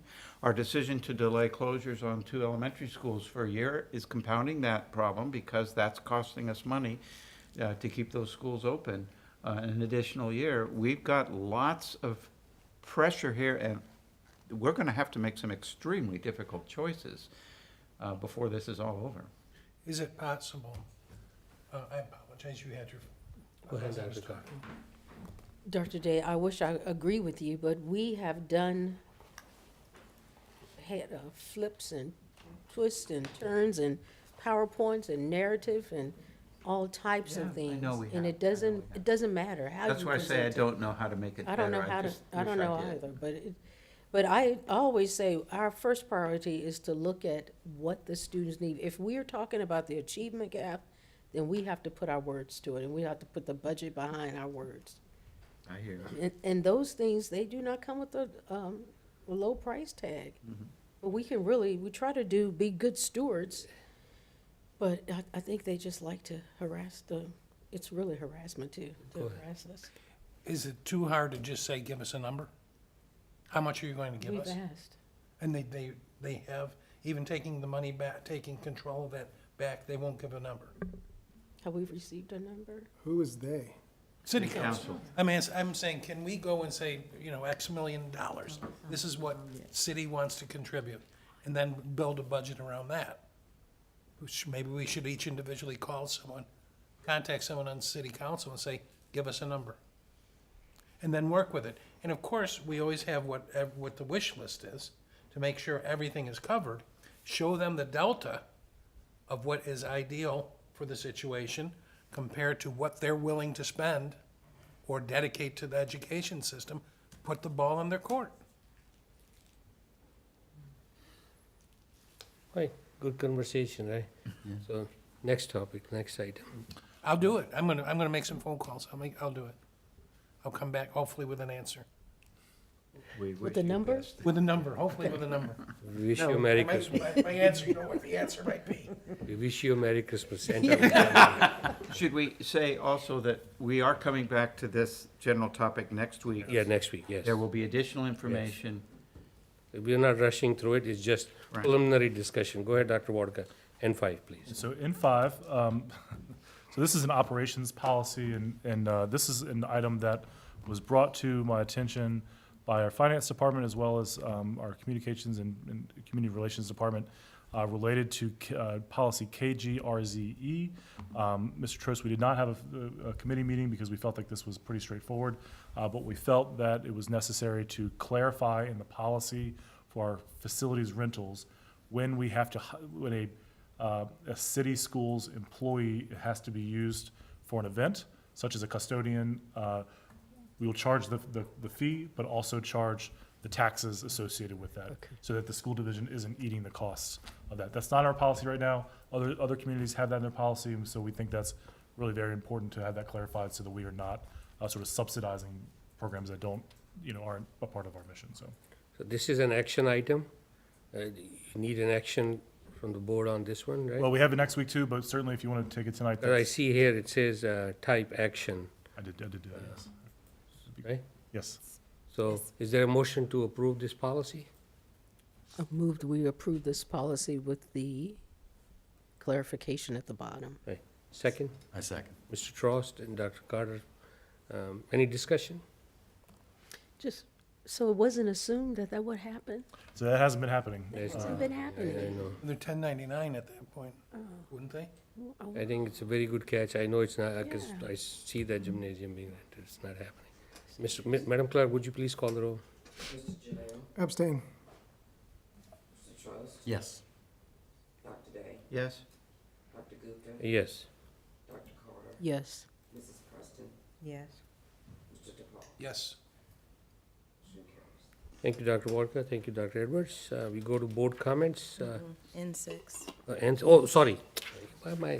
N6. N6. N6 is Dr. Day. Well, so because the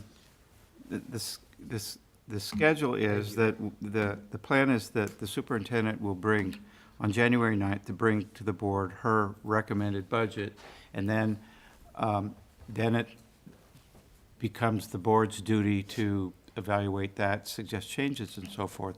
But I think it's important that that budget be built on some guiding principles, and we've been asked to provide those principles. So I think it would be worthwhile, especially after we get the additional information from our meeting a week from tonight, for there to be an opportunity for board members to discuss the details of the information that we've been given, to try to formulate any additional general policy preferences that we have in enough time for them to influence the superintendent's budget. I think the priorities have to be in place first, and then we build the budget around the priorities. So what we're hoping to do is, if possible, find a time to have we're calling it a retreat, just a time for which is essentially just a special meeting for a particular topic, for the board to discuss all the aspects of the budget that we will have at that point and formulate its priorities. And we're trying to see if we can do that. So let's take a step back. Okay. Somebody who's watching may be wondering, why did we did what we did for last half hour, going through what was presented to finance and facilities. The purpose of that discussion was because we have public comments on budget in the next meeting. So for public to comment, they need to see what's happening in life, right? No. So it was presented to Finance and Facilities Committee. No, the public comment, I'm sorry, I didn't mean to Go ahead. But I just want to be real clear that we have 2 public hearings on the budget. One is required. The one that is required is in March, where the public gets to see the actual budget, the numbers, everything, and the public gets to comment. 3 years ago, it was said that, okay, so the public comments, but it's in March, it's too late to really take in public input. So we started in December, before developing the budget, asking our public to come out and say, hey, we're about to get to the table to develop the budget. What are your thoughts about what should be in next year's budget, or at least a topic of conversation? It was never designed to give them something to react to and comment on, so. This, my purpose was not reacting, this is at least providing them the information which was shared in the Finance and Facilities Committee. So, which basically lists the administration's priorities, all the data, all the numbers we need, the dollars and cents we need, the composite index and everything else. So public has that information now, so when they come for comment, at least there is some information, knowledge base being shared. And then we build up from there on as we move forward for the second comment in March or April. I just didn't want the public to think that we were actually gonna come with a budget for them to comment on. I've already said before that budget will be presented in January 9th meeting. So all these things are in preparation for that budget build process. Go ahead, Doctor. Do you have something more to say? Or? Well, what we're trying to do is see if we can schedule, we'll call it a retreat. We've had retreats before to talk about particular topics, and for the board to chew on all this information and see if this leads to additional priorities or adjustments to the priorities that have already been presented. So I think that the purpose of this discussion is to see if the board wants to do that. And if so, when? So are you suggesting a separate day, or could we just do it in a work session next week? Well, that's a possibility too. That particularly if we could get the information that you would present us next week early, so that board members would have some time to review it carefully individually, then we could have a pretty thorough discussion next week, hopefully leading to the kind of priorities that the administration would like to have, and so that you can build them into the initial superintendent's budget. So if that's what people would prefer to do, that's certainly easier. It doesn't involve an additional schedule item. Go ahead. My question is, are these priorities going to change between now and the priorities you just cited? Those are the priorities. Well, we've identified those as school administration priorities, but certainly the school board may have others. And that's what, we want, the next week's meeting is designed for, is to say, hey, we just want you to be thinking about these things as you develop the budget. We have this sort of built in to where not certainly that you're setting them in stone, because that's what you do sort of after the superintendent's budget. Yes, I'll give you an example. I'm sorry. So like administration says non-negotiables are not touching those faculty lines. For me, I'm just putting as an example, so please don't take it. For non-negotiable, as for a school board member, maybe absolutely no school closures before 25. You see what I'm saying? So those type of things, we need to have the discussion beforehand, before it's too late, and it comes at the tail end when we have to make those decisions like we did last time at Heritage High School. Remember, it was one meeting, we were going through that pyramid of do this, do that, and so we are being proactive than being reactive. So can we do this at the work section next? And that's what A week from tonight. Yeah. If that's acceptable to me, as long as we can have the data that you either are preparing or have prepared as early as possible. I think we're pretty close to being done, so I think we can do that. Okay. Not Would you quite work done, with we're almost. Ms. Day to, is that acceptable? Then it's there's nothing that needs to be done. We'll just, when we get to that point on the agenda next week, we'll just talk about it however long we need to talk about it. work with Ms. Day to give her language to add that item, because we've gone through the agenda prep. What time do we meet on the 12th? Oh, I see what you're saying. Okay. All right. You'll So work with I'll formulate some language to be On the put in agenda, the you know, in the agenda. agenda, we can add the last item as board priority discussion. He'll give you the exact Yeah, language. okay. So we I have think it's gone already- through I think the. it's already That's the there. whole work session. That's the whole point of next week. There's no other really work except So for that. there's just whole one item, Well, there's like couple little things. And the in there. recognition. Yeah, and the recognition, but Recognition. But- pretty So much. that's why I was saying, I don't know that we need anything. okay, that's fine. As long as we don't, you know, if they're not 4 bullet points, you need a 5th one. Yep. We're good. I think you're Right. Okay, so so then it sounds like what we're going to do, I would just encourage all the board members to put in some time on the information that Dr. Whitaker will give us in advance of that meeting next Tuesday, because you need to look at it before we make decisions. And I really appreciate you, Dr. Vodka and Dr. Gedwards, but this is a legacy cost for you. You came into the system when all these coronaviruses monies were committed.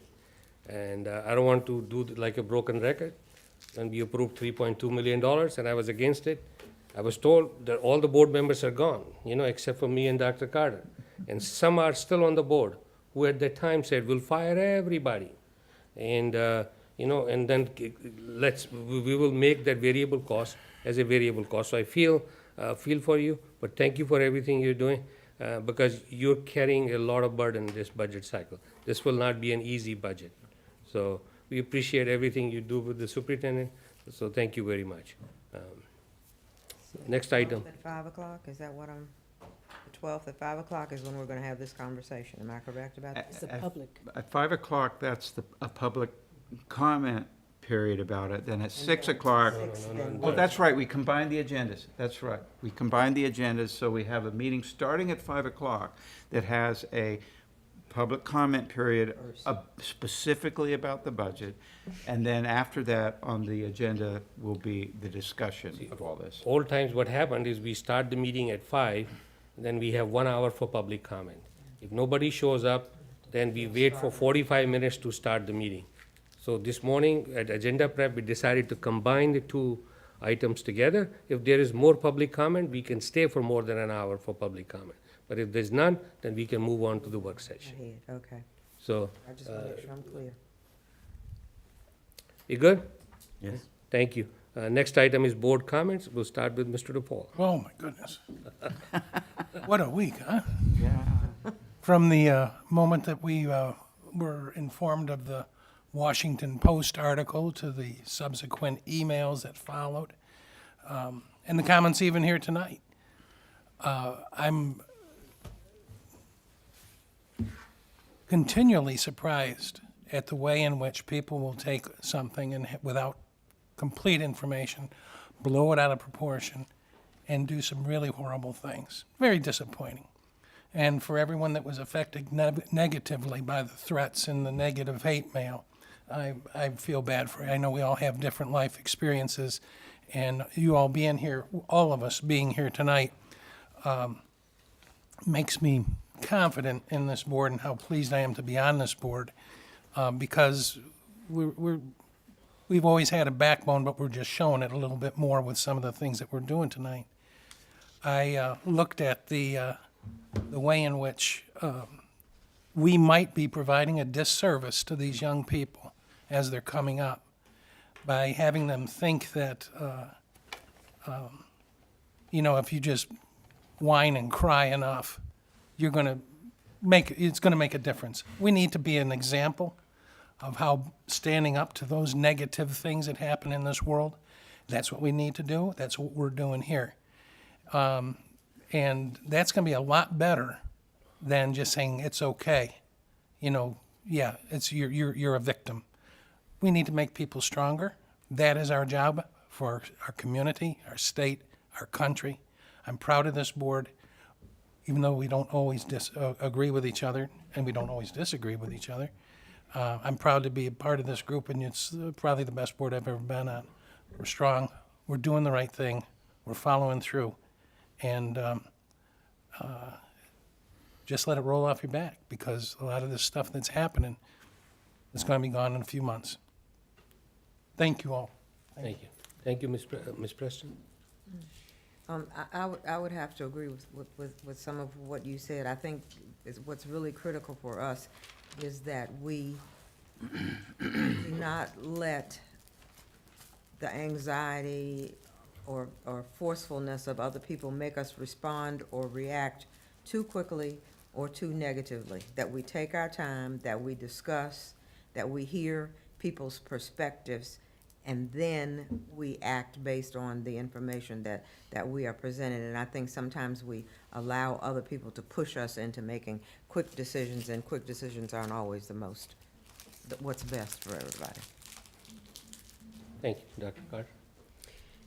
Like I said, I went to the Virginia School Board Association and was able to attend several workshops. One in particular, as I've already stated, was Words Matter, and that we need to really, when we're talking about anything, whether we're using our mission statement or our vision statement and or what our priorities are, that we have to back it with our budget, because that really tells the story. And also was just happy to be at the Friday morning meeting where Mrs. Priscilla Liggins from Amherst, a co-board member on the Laurel Regional School, was honored for being I forgot the exact title, but an advocate, educator for the state. So that was awesome. And also for the EC Glass students, I know that the football students didn't win, but football team didn't win, but they played great, and I heard a lot about that. And I think that's it. Oh, for the young speakers that came today, weren't they Yes. They are really bold to get up and to do that. They are just great. And also for all of the students from the Gender Sexuality Alliance for just being here and just telling your story and sharing that. That is very courageous, and thank you for doing that, for coming. Thank you, Dr. Day. It has been a really difficult week. I don't think I got anything else done today other than various odds and ends associated either with this week's agenda or next week's agenda. I don't think everybody realizes how much, at least for the chair and vice chair, how much time is spent behind the scenes contacting people who want to see something on the agenda, or why can't it be this week instead of next week? Did I understand you right? You know, that it takes a lot. So to hear a fellow board member say that he thinks we're doing okay, well, that's kind of gratifying. But it is very taxing, and I'm not regretting doing it. I'm just saying I hope people, even if people disagree with positions that I personally take, it is costing me a lot, both in time and emotion too. I spend many hours waking up in the middle of the night pondering, am I doing the right thing here? So-and-so said such and such, as whether it was a student comment, a board member comment, and those things go over and over my head. I just want people to know that I am listening. That doesn't mean I agree with everything that's said. It doesn't mean I do everything I'm asked to do, because there's always multiple considerations. But I do want everyone to know that everything that is said, I go over and over in my head, trying to decide is my position the right one or not. So, what is that, true confessions or testimony or something like that? That's just where I am. Thank you. Mr. Tross? Yeah, and I want to reiterate Dr. Day's comment that we do listen, and these are very, we hear the students, we hear the parents, we hear the community members, and these decisions are difficult decisions, whether it's a budgetary decision, whether it's this 50 Voices grant decision. But ultimately, all of us on this board care about the children. All of the children care about our staff, instructors, and sometimes you got to look multiple layers. I had this conversation this morning with a person, and it may, if you look at the surface or one layer deep, there may be 4, 5, 6 layers deep as to the reasoning and thought process personally I take looking forward.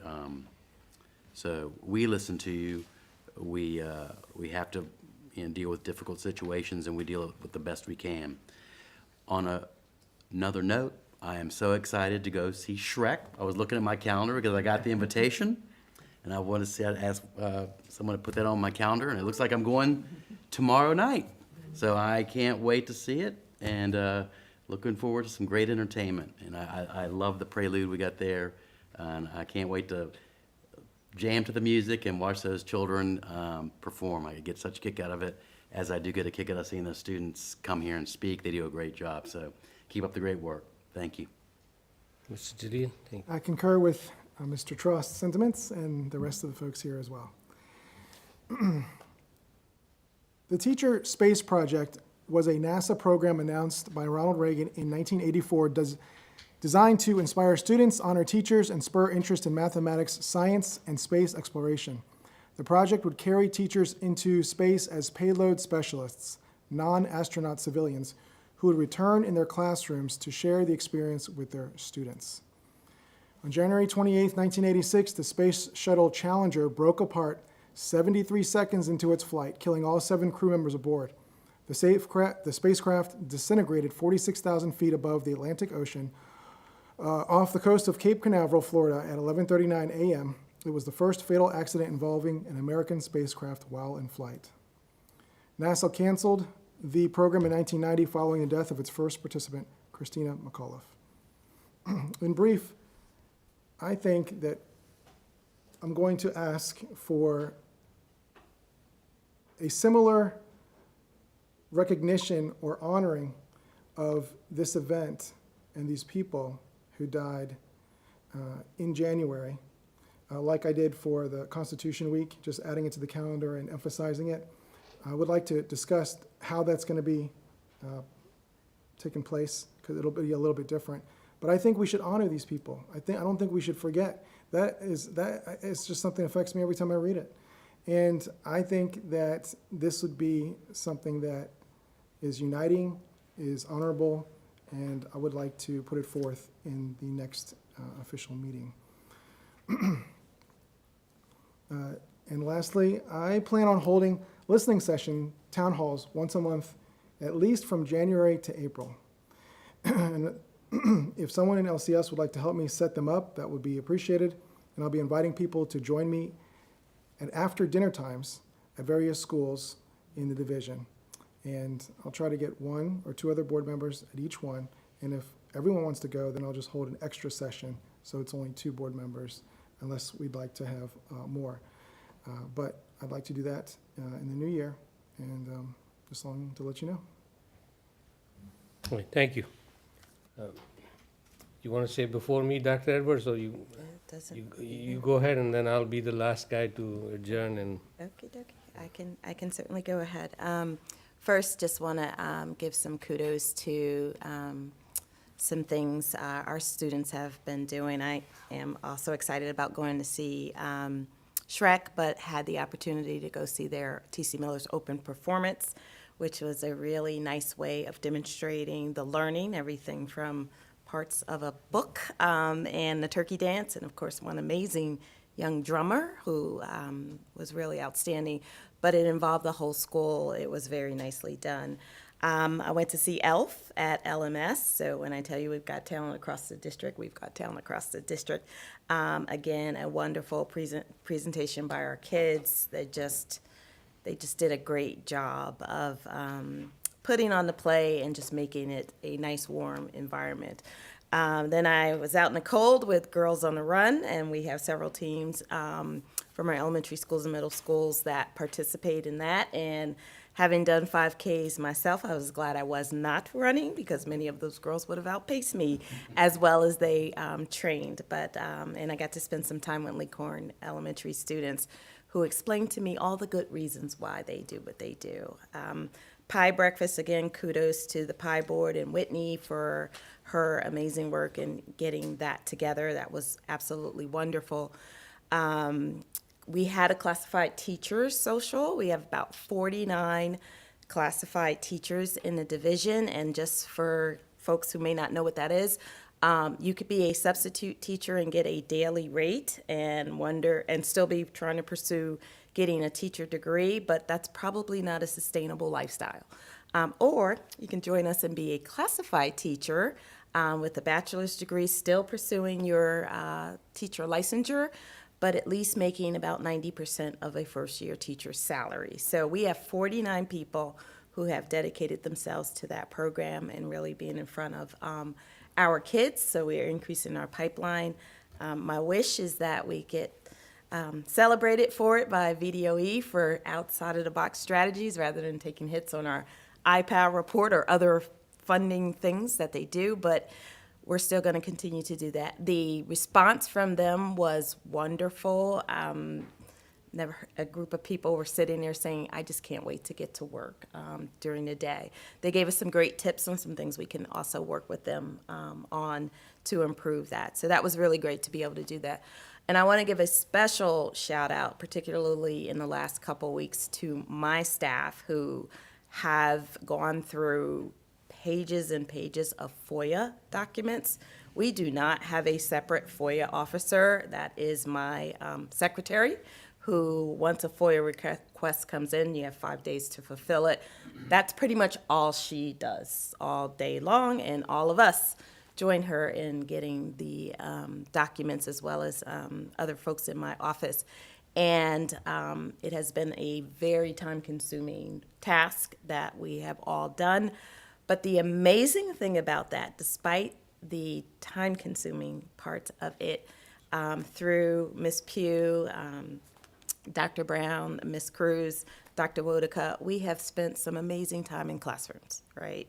So even though there's a lot of paperwork, I am so pleased to see the downtown staff still committed, and even our directors as well, spending time in classrooms with teachers, being teacher assistants, helping out with lessons, doing lunch duty, and all sorts of things. So I just want to say kudos to you all, because the job can get very tough, but you stay focused on the things that matter, and stay focused on kids. And I appreciate the time that you spend with children while we do everything else, including this part. So thank you.